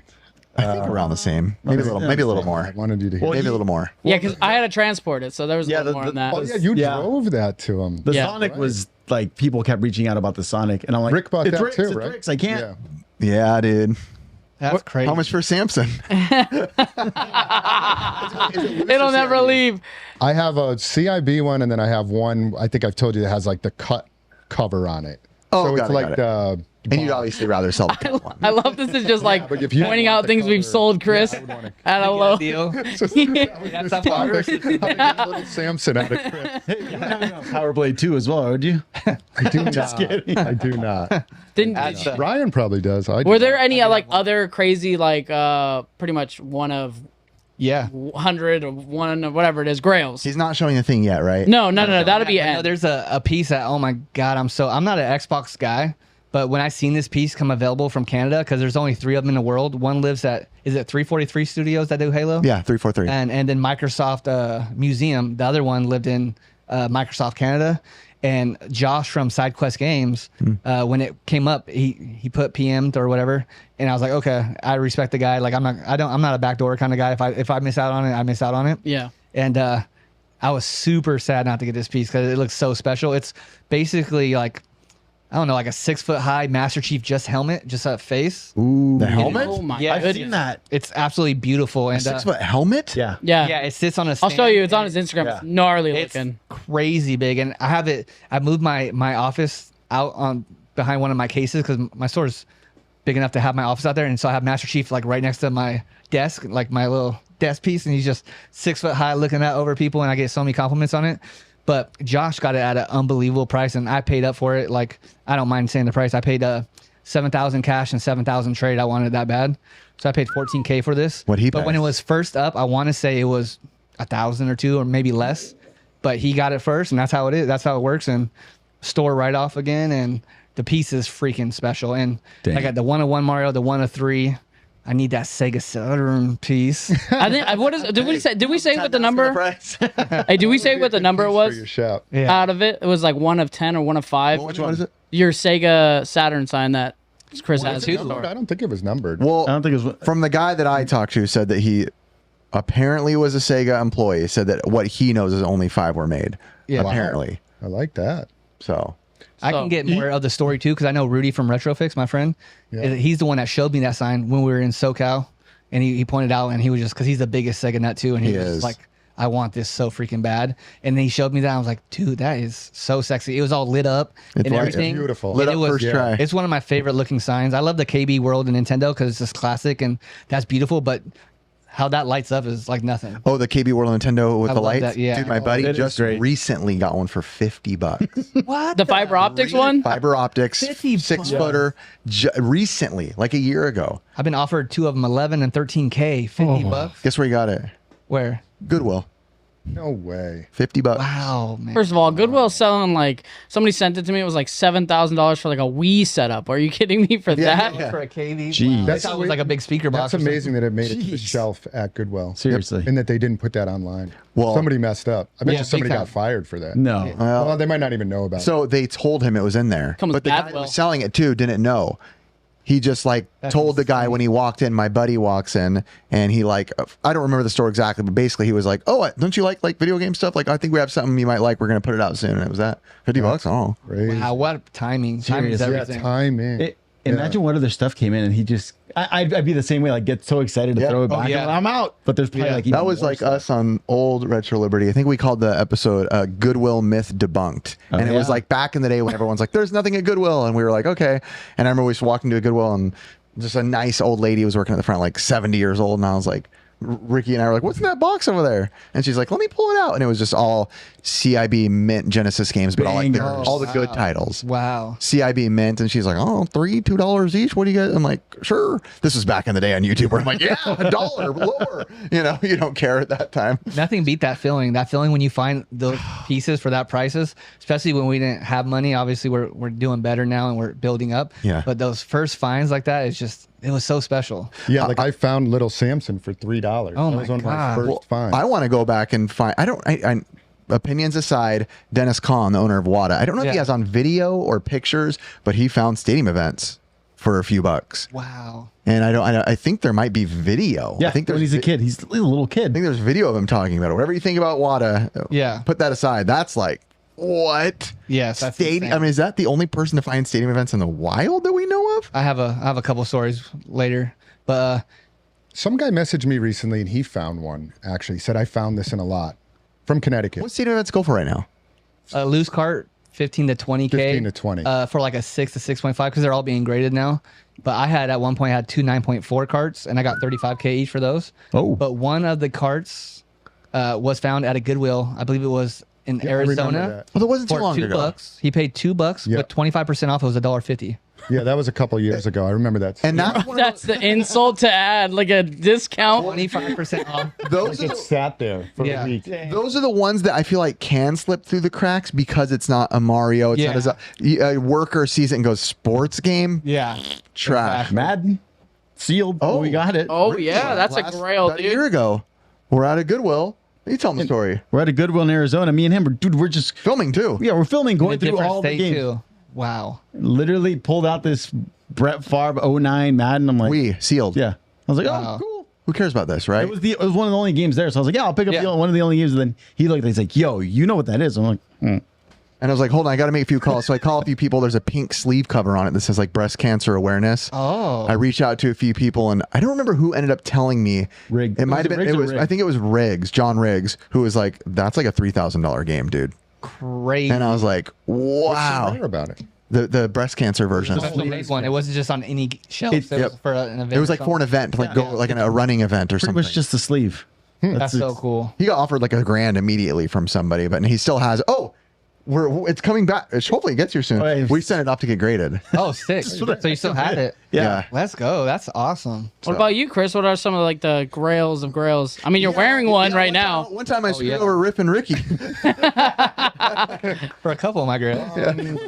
I mean, lately I've been into shirts, right? So like at SoCal, yeah. That's like a one of one. Fire. This is like a one of one. So this is nobody had ever seen this design. Explain it for the audio listeners. So it's a Nintendo World Championship. It's the fruit snacks, it says at the top. That but is it's a so Nintendo cool. World Championship shirt with like a firecracker blowing up behind it. So cool. And I just got this recently. Curtis, you kind of know a little bit about it, but Yeah. So when I was researching it almost is like when you like look it up, you're not gonna find anything about it. But like the fruit snacks were making shirts for Zelda and Mario branding, but around that time, and to be for fruit snacks, it seems like it was like a sample that never got fully approved. right, there's another Nintendo shirt that's out there that is a fruit snacks ones that I've seen that one quite a bit. It's the only comparison that you This can one, have. because it's Nintendo World Championships, I mean, like even the Nintendo World Championship shirts they gave at the conventions go for around $700. I have a couple of those, but this one, when this popped up on there's a video game clothing forum group on Facebook,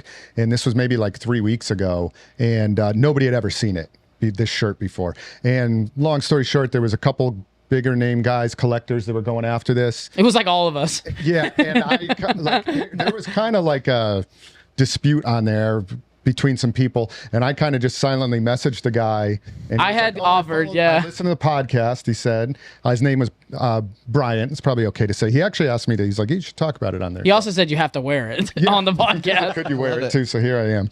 But he was like, oh, I follow you guys, and I know you're a big collector of shirts, and I'd like to see it go to a good home. So we worked out a price. Technically, Ricky and I brought you on the podcast, so that's another thing. You owe Ricky and I again. No, I'm just kidding. Yeah, I mean, it worked out because the guy was super awesome. Like, he's very he was communicating very well with us. He was like, a really, really nice guy. and he was like, 400. yeah. That's a deal. Okay, it could have been way worse because there was a lot more other things going on, but like, he got it for a great deal, and it was like a steal of That's a one of one. deal. Yeah, and this year at SoCal we put on like the World of Gaming apparel, which is basically a museum exhibit for shirts and other apparel, and like this one will clearly go in it. So I was amazing. like, I'd love to own it and love to put it in the exhibit. One of the best shirts I have, you probably don't know because we did it like on the side. It was a gift from Curtis. That is the you know, best I'm a video editor. Yep. I've never seen the shirt to this day. I'm a huge fan of the original Mario Bros. Movie, but it's a shirt that was given out to the editing team. Oh wow! So it's Super Mario Bros. Editing team, and on the back is Yoshi in a chair cutting up film. Oh, perfect for you. And I was like, oh my gosh, it's in my room. Perfect. It's an amazing shirt. It fits me. I never wear it though because I don't want to mess it up. I've never seen another one of it, and I picked it up in Santa Ana. Luckily, that was perfect. Very cool. Yeah, it's probably the best shirt I own as far as like. I have it on camera. Eventually, I'll show it. I think I was gonna do it when I do like the extra. You know how we do like Behind the scenes. Behind the scenes. When I'm actually gonna go through everybody's shirt collections because we all have crazy collections of shirts. And I was gonna add in where he got that, and I was gonna show like me giving it to him because we were gonna use it for the regular film, but we never did. What's the most you ever spent on a shirt? I know RetroRec spent I think 9 on Shaq. I spent 900? $1,100 at SoCal. It was a Ganondorf.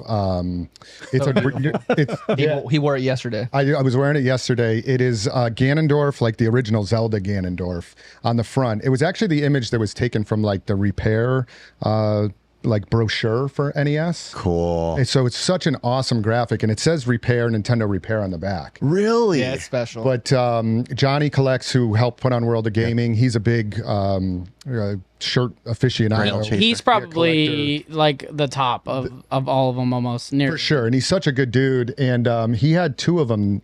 He said there's only 2 known.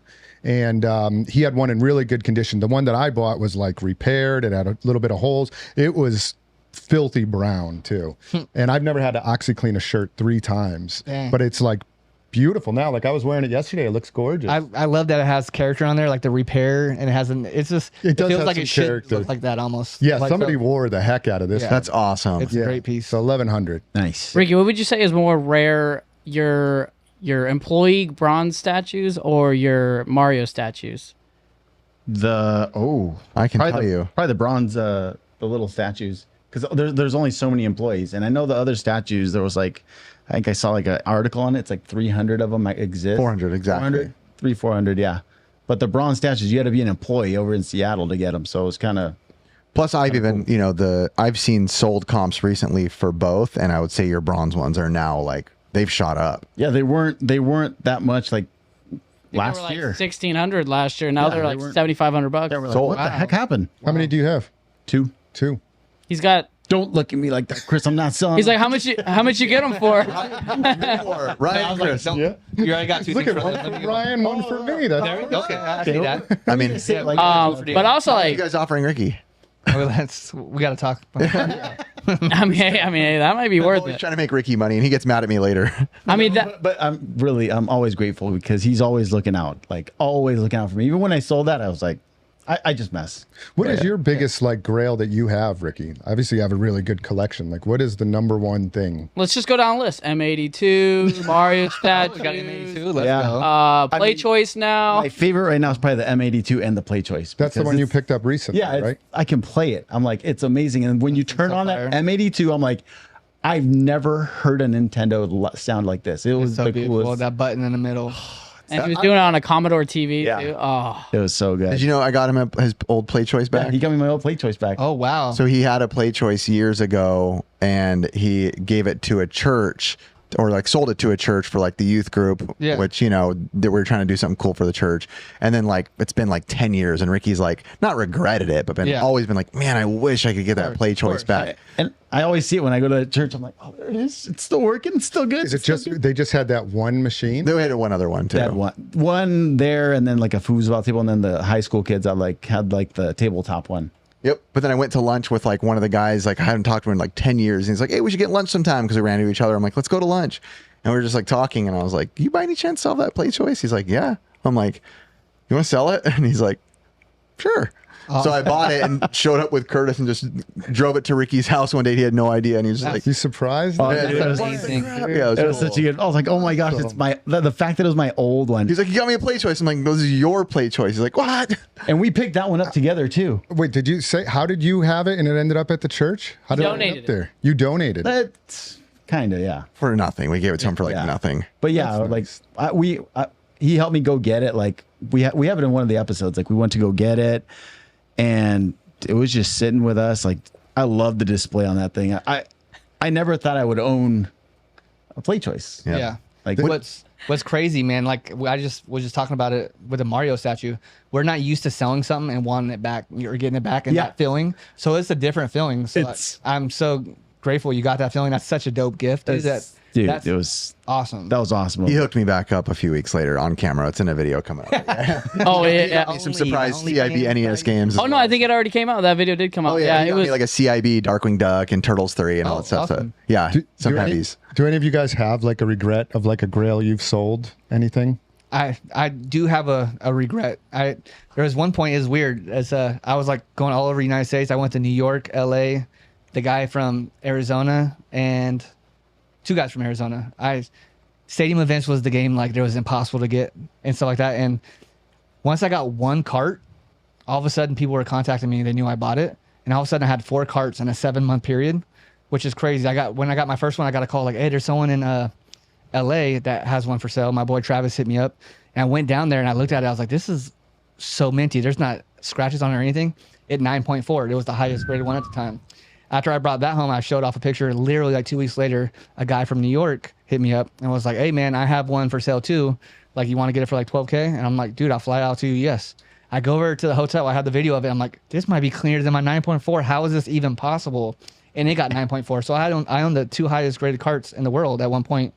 And then one came later from my boy Kyle in Arizona. That's a big seller. And I had 4. And what's weird, this game is so rare. Maybe 60 to 70 known to be sold altogether. And out of the 200, because obviously everything that happened, the recall and stuff like that. But out of the 60 or 70, I had 4. But when you have 4 of something, it doesn't feel rare. Like when you have something, you're looking at it for so much. I'm like, you know what? Like seal games were getting kind of big. I wanted some games from my childhood. So I started trading up. Like I have the highest Musha for Sega Genesis in the world. 9.4A plus. It's just Nice. the best graded one. There's a 9.6A, but people would rather have a 9.4A plus. I ended up getting I got a high grade Contra. I got a few things, but those few things I sold to start my store. So it was worth it. But I wish I would have kept one of those carts. I wish I would have kept one of the 9.4s, because now if I get a Steam events, if it's not at least a 9.4, I would want like a CIB or something like that. Yeah. No, that totally makes sense. But I feel like we've all had to make that sacrifice. I always say it on the podcast, like you make that sacrifice for something you really want. Yeah. And that really becomes the ultimate factor of it all. If it's for something like investment wise, I feel like it Feels different. Yeah. Because I have one that was like, for me, like I had a guy trade in 70 Game & Watches, brand new. Wow. Yeah, like with all the Zelda ones. You the waxed Donkey him, too. Kongs. I asked him what he wanted for them. And Yeah, he gave hey. me a price, and I was like, okay. It's hard to evaluate Yes, that. sir. too. What you asked is what I'll pay you. 5 each, yes. It wasn't 5. Well, but I I was 7. surprised by what he wanted, and I was like, okay, if that's what you want. And then I ended up selling. I still have about 30 of them, but I sold about 35 of them to fund my second store. I love it. And they See, were the money that went into the second store. So Yeah. it's like, all right, so that was for a good cause, but Love it. good investment. But like I was like, dang, there was 3 Zelda ones. Yeah. Oh, they were brand new, never crazy. used like Game & Watch systems. I've said it before on the podcast, but I traded a little Samson for a Super Scope as a kid No. when I was young. Yeah, so talk about that like on early day podcast. Yeah, it was sick. episode 2. Chris had a store at that time too. So I'm just That was one. You had 2 of them because I remember when we were in Chris, when over here, I was here's in that junior Super high. Scope. We went to your house and I opened up your NES games. I was like, oh, look at all this. Little Samson, Bubble Bobble 2. This dude had a ton of them. Wow. And We got all the know late what happened to releases those because that's games. all we could afford. How Nobody did you- cared about Nintendo at that How time. did you get the little That's Samson? Did your crazy. parents buy it for you? Yeah, we bought them all. We were buying all the old games because everyone moved on to the Super Nintendo. So we were getting those late releases like Panic Restaurant and Bubble my Bobble 2, God. Chippendale 2, DuckTales 2. That's what we were getting. That's crazy. Never thought about it. Didn't even think about it. It wasn't until I mean, at the time, being a kid, Super Scope's pretty good, though. I was like, look at this big Yeah, thing, this that thing's box. It's Super awesome. Nintendo. Who Like a cares about bazooka. Nintendo? Yeah. Yeah, who would have known? I mean, how do you guys feel about this new grab with this new money grab that Nintendo's been doing with an NWC Yeah. edition of? World Championship NES Edition. I love it. I think it was such a smart thing to do. I'm curious. My biggest curiosity of this, obviously these Nintendo World Championships in our world is everyone's like, oh, crazy. That's awesome. That's awesome. Yeah. I'm curious to see Nintendo's numbers on this. Like, is this something that made a ton of, I mean, obviously it will make sense for them financially, but like, did this go crazy in reality of, let's say, a Super Mario game releasing? Like, Yeah. where will it be in terms of outside hype? Has anybody played? It came with a Switch game too, right? Yeah. Was there? So what's on the Switch game? Is it just literally the? No, I think there's more games. But you can play online against other people. Yeah. Okay, so it's online. Ben.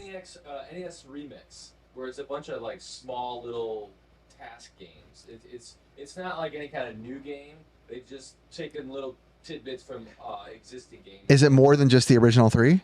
I believe so. I haven't played. Oh, the new one. But Ben's keeping all of his sealed. I'm going to look it up.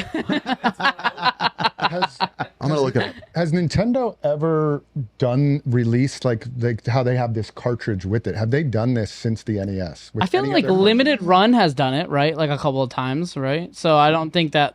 maybe with like partner with Nintendo, but has Someone did Nintendo it. ever done it since the original NES? 2017, they did a Nintendo World Championship, but I don't know what that one was about. But was there like you're a right. NES cartridge with it? That was I the don't think so. tournament. I That think was the actual approved. tournament. Like, I don't need. Good question. Were there carts or anything in that tournament that we could get? Oh wait, don't There put this are on the podcast. there are repros. My first thought with this Yeah, was reproductions of it. when we see this gold cart, which is obviously like looks like an original Nintendo cart, is that means Nintendo still either they made new molds or they have Yeah. the same molds that they were making NES carts with. It's a and little will they different. continue to do that? Yeah. Now- which would be incredible. Nah, they Alibaba those ones for sure. No way, dude. We talked about it a little before the podcast, and we were purposely like, don't talk about it because that'd be good. I wonder, which we said, if they made Mario Bros. 3, whatever name, throw in any game, Mario Bros. 3, same type of box art as original NES, everything, just it is another, here's Mario Bros. 3, it only works on original NES hardware. I just wonder how crazy that would go. And would it be financially successful enough to where Nintendo's like, let's do more? I wish and I hope that they do. Man, I hope that they do. I think that they sold a ton of these because I have one. Does everybody here have I got one. I have two. I don't even own them. I just see them on eBay. Bro, I have seen nonstop listings on eBay of just all of them on there. I'm like, what the heck is and I going know on? a lot of people that bought this. So my guess is that Nintendo did pretty well with it. Yeah. So the game you would want to see would be Super Mario Brothers. It'd be Super Mario Brothers 4, Well, right? so are we picking within Nintendo's? If we could make a wish and talk to Mr. Miyamoto-san, which game would we pick, and does it have to be like Nintendo licensing, or It has can to it be Nintendo licensing. Yeah, so it couldn't be any of the weird I'm just ones. gonna go straight up. If it's Nintendo licensing, Super Mario Brothers 2. But so you would want Super Mario Brothers 4, essentially. That would be the one they would release, right? Like it would be not a re-release. What's like Super Mario Brothers 4? No, but like they make a new game. Like that would be. Would they Oh, so you're saying? Oh, you're saying to keep going? Yeah. Oh, okay. No, I wouldn't pick Super Mario then. I don't know what I'd pick if it had to be a continuation. I always thinking them just like, hey, we're remaking Super Mario Bros. 2. No, not a re-release. Like new NES games. I would. It'd be hard for me. I'd want them to branch out of Nintendo at that, because my favorite Nintendo games. Most of them were 90% like, the River City Ransoms, the Shadow of the Ninjas, the Journey to Silius's, the Capcom games. Okay. So I don't know if Did you pick one? So it'd be Super Mario Brothers 4, or it'd be Double Dragon. I mean, Mario is 4. missing too. Well, Double Dragon is Double Dragon Technos. Technos, so it's not. Okay, it wouldn't so that's even. out. The only thing I think of is Punch Out. What I would want, Punch Out. like technically 3, because there's already a Super Punch Out. Punch Out 3. Yeah. Why couldn't you pick Double Dragon? It's Technos. It's not technically just Nintendo. It has to be fully Wrecking Crew. Nintendo. Wrecking Crew 2. So that mine would go out the door then. What's yours? I was gonna say Tech Mobile. They kind of do like they have the new players on there. They kind of like do homebrews, and I think they're really fun going back and playing Tech Mobile with the newer players. Oh, that'd be No, really bro, you cool, can only pick actually. Nintendo. Nintendo, straight up. Oh, well, how cool would it be if they remade a Rob for the Switch? That would be I would buy one for sure. Ooh, That's I would actually like a new Gyromite. I loved the heck out of Gyromite, and that falls under Imagine a Nintendo little branding. robot still like playing the Yeah, Switch. like I don't think I was satisfied with the amiibo that they made. I think that having the Yeah. robot would be sick. And by the way, it looks like they have a lot more than just like the original 3 NWC games, because I just pulled up the cover and it has like Balloon Fight Excite by Kid Icarus, Kirby, Samus. I don't know why they'd put all that on there. Ice Climbers, if it wasn't. I think Metroid Speaking would be of sick. Rob, I know what I would want to see. Zelda 3 would be my game. That's a good call. I don't know how I didn't think of that. 3. Because like Zelda 2 was I'm looking good, over but here. it was like never. I would have just loved to see Zelda 3. I just it's pulled on up. the Super Nintendo box, right? If you look at some of Super Nintendo boxes on the cover, it says Zelda 3 coming soon. I'm like, Oh, is really? That's no, how they did it's on They the Super promoted Nintendo it? console. gonna call it Yeah. Zelda 3 instead of Link to the Past. Yeah. Oh, I never saw that.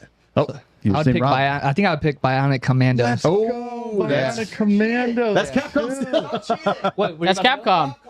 Oh, We're going Nintendo.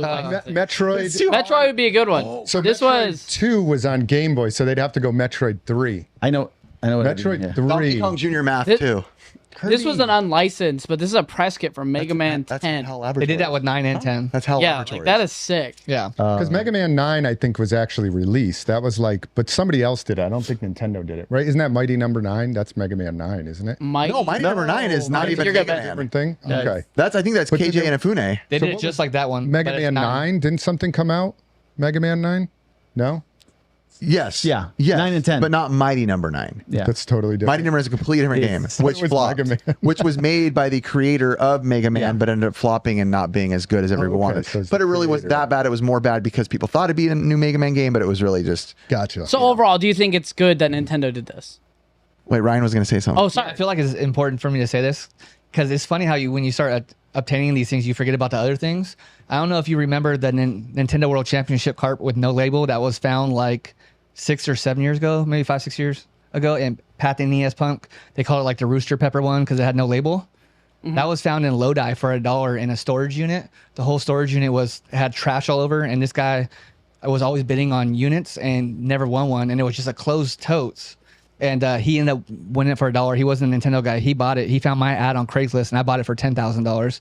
So I got the NWC cart with no label, and that was one of the games I sold to start my store as well.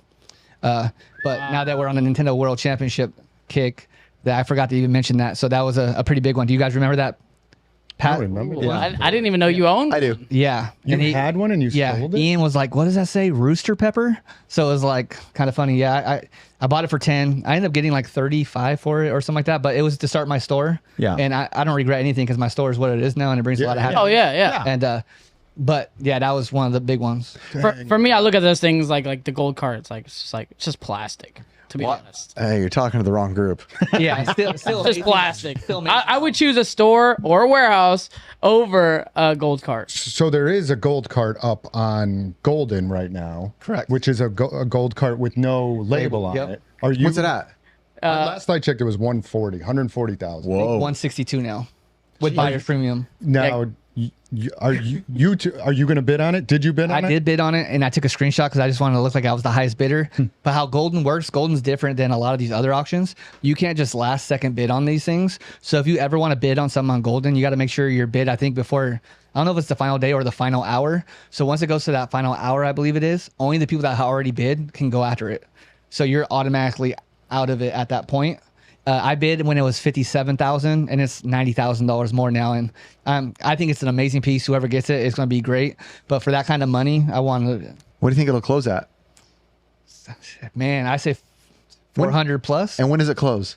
I think about 24 more days ish. Okay, so it still won't. This episode will drop before it closes. So are you still pooling people?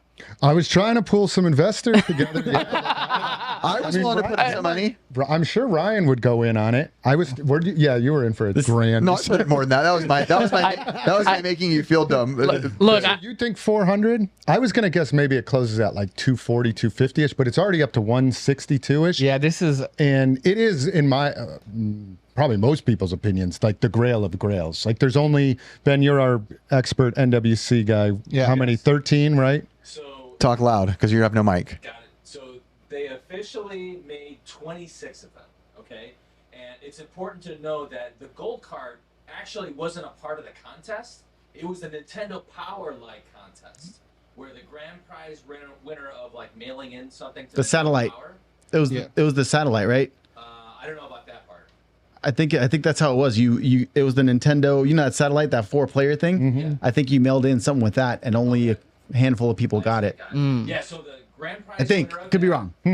Got one, and then 25 second place winners. So supposedly there's 26 of them, but from the research I've done, only 13 have come to life, and in the collectors community.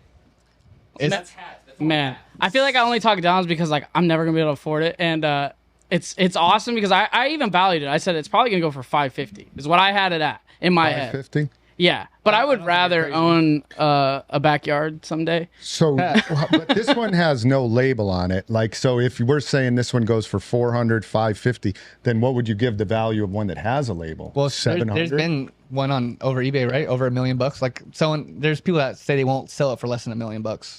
For the gold card? Yeah, and I know I have a friend who personally owns one with like 3 or 4 other people, and they won't sell for under $1 million, but they're in it with 4 people, so it's like they want 250 each type thing. It's just hard to know label because I said it's like buying a Bugatti without a paint job. Yeah. I feel that, but the label on those things are so like minor. It's like Finicky. a triangle, and like it's not like a. It's not a real It's not label. an NES label. Why I think we were talking about it earlier, like off the show. Like there's rarity and then there's value and stuff like that. And why I think it's super cool. I think the gray NWC cards are so much cooler because the actual people won them and they were at the event, and it like brings you back to the competition. Why that was a Nintendo Power giveaway. Why it's beautiful. It's a sexy piece to have for your collection, and it's kind of like almost like a status symbol if you get one of those pieces. Chris, I I'll can give see you that. 25. I don't think it's as cool. 25 G's. That's a good number. Ryan? Yeah, Ryan's got money too. We start a pool. Ben, you in? We could scrape up 300K. I'll go 5K. How's that? All right. That sounds. All right. You can buy us half a label. Like a nickel. I'll put it. Hey, I was gonna put in a K. All right, I'll put that in there That's a for you. penny. This pays for shipping. I mean, it's just. I mean, let's be real. In my current situation, it's way out of my range. It's something cool. It's something. But do you think it should be part of a collection, like a piece that completes something, like a set? Yeah. I mean, like it counts as a complete set? Yeah, I would yeah. say no. No, yeah, no And only way. 18 people could Yeah. technically complete it. I would say no. But it's Nintendo's history and it's special. Yeah. Yeah. If I even bought it, I almost wouldn't even want it like publicized at this point, unless I had like a place to put it that's like a store or something. Too many people have seen my house on YouTube, you know? Yeah. So there's 2 more data points to keep in mind.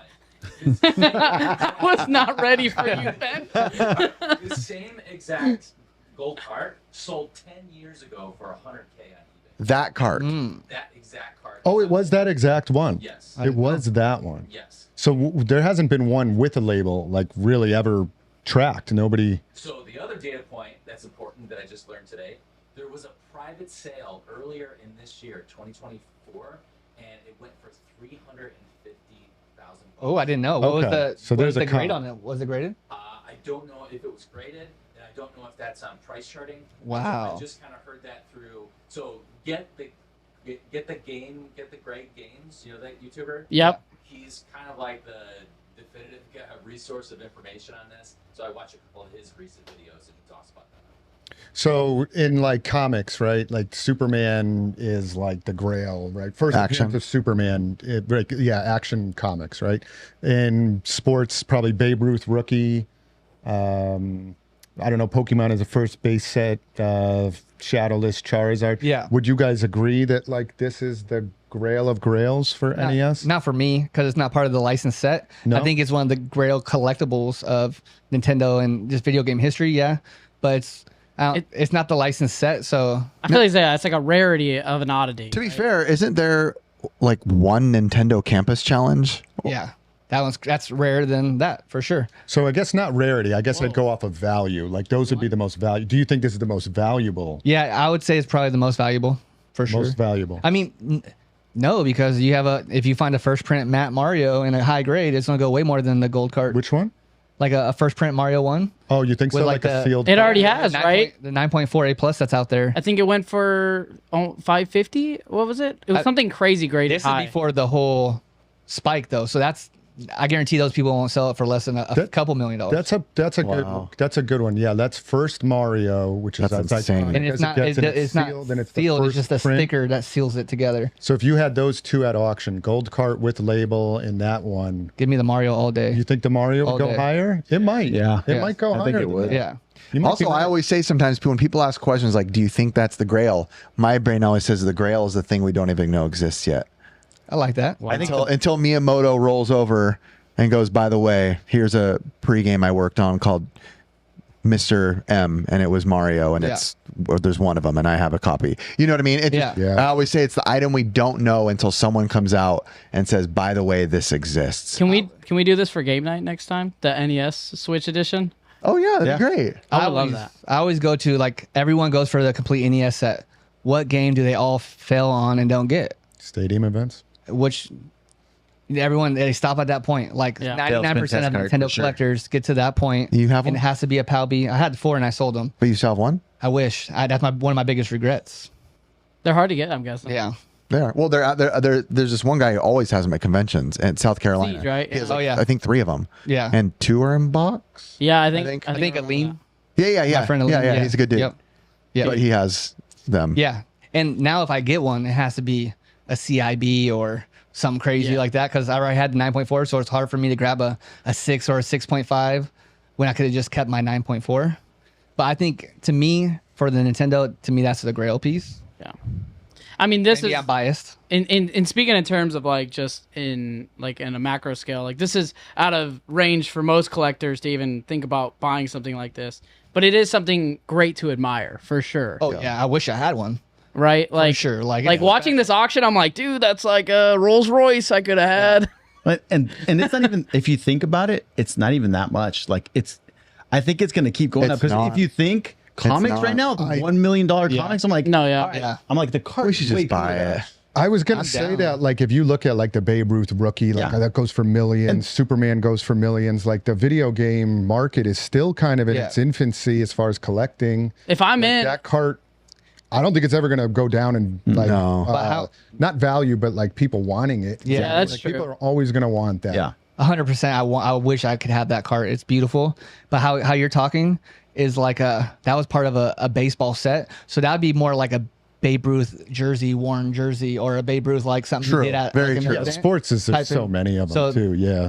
So while the piece is one of the best pieces you could possibly get.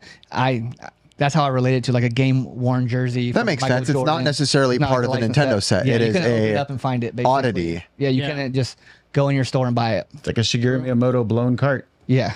Oh. Hey, that's what I'm saying. And one day, if they tell me there's a car Mario and Shigeru Miyamoto sells his collection of his original games, those will be worth more than we know. Yeah, and art just in general. Like you never know, like what that stuff can go for too. Original art for those games. So I mean, and those people are still around. Stefan knows. Chris did just ask to buy it like as a group, so maybe I'm trying to talk people down so we can try to get this thing. So I love And if you guys in the comments want to go in with us, that was when we originally started. We were like, we maybe made a can joke. Get 200 people together, but I'm like, what if I managing put that on Whatnot just like 15 buy it nows at 10 grand? there you go. You know, Piece of hey, it, if you want a piece and we go in together, then we hopefully sell. Such an NFT vibe to me, dude. I was kidding, obviously. You better win it. I just think of you know, the Simpsons episode where they all put their money together to get that comic, and at the end the lightning takes it out. I feel like that's what would happen to us if we did that. That was a good episode. That was a great episode. In the treehouse. As we wrap this podcast up, Ryan, I just wanted to say, like, do you have any like future endeavors you want to shout out that you have going on? Yeah, I appreciate that. Yeah, like I was telling you guys earlier, man, you guys killed it with your expo, and I want to one day have my own. I'm building my brand big enough to like hopefully like help support one of these things. So we're trying summer of 2025 to do ours. Awesome. But like I said, if we're 65 to 70% what you guys were, we're winning. So we love and support you up in NorCal. A lot of us have nothing but love for you guys. So I know you guys feel the same way. So Appreciate it. wherever I could help in your future ones, I'm starting to get a big brand now, and I would love to have your big old banners in my store and like Let's do it. anything I Vice can help versa. with you guys. Yeah, vice versa. For sure. So I got that, and we're going to be having a podcast coming out, but all that stuff will come out later. Ooh, a podcast. Yeah. I've never been so excited to suck at something and level up. I feel like most things I do in life, like I'm pretty good. I only do things that I feel like I'm passionate about and I'm pretty good about. This is my biggest fear, so I know I'm going to suck, but I can't wait in like 2 to 3 years for me to be like a level 5 or level 6 because it'll help my brand, if anything, and I'm excited to learn from people. I honestly never really watched podcasts till the last like 2 months, and I'm just stuck on your guys's. You guys do it the right way, man. and so I'm Humbling for me. Well, from what we see of you, anything you touch, you're working on it very well and properly. good So. job. And we're only 30 episodes really in to think about it. Like, I mean, that's like such at a small scale to some people who do it every single day. Yeah. And we're always growing as well. So I mean, social media presence too. Like I started going by watching old ones. I'm watching your flea market ones now. Like I'm having a good time now. I didn't know I could just put it in my car and listen to it while I'm driving these long drives. So now I'm getting all these episodes in because I could tune into it. So it's kind of cool. Thank that's you. awesome. And where could they find your store? Yeah, we're in Rockland, California, 6660, which is kind of crazy when you think about it because 666 hell hot and 0 like 0 degrees, like it was meant to be Fire Nights. 660 Lone Tree Boulevard. Chris would Rockland, definitely California. hang out on the 6. Yeah. For sure. Hey, I'm gonna stay on the hot And, side of the what store I'm curious about, Yeah. what's in that So I have backpack? a very, very, very special piece. I was gonna say before he does that, I said I wanted Chris to be able to shout out his show. Chris, dude. But Retro World Expo coming up August 23rd, 24th, 25th, Hartford, Connecticut. We've been running the show for 9 years. Similar to like a SoCal Gaming Expo, but on the East Coast, guests, arcades, games. all right, It's awesome. sick. Good time. All right, cut him off. No, I'm saying, hey, all the audio episodes will be in the description, guys. Anyway, man, thank you for being here, man. It's been awesome. Thank you, Ryan. Yeah.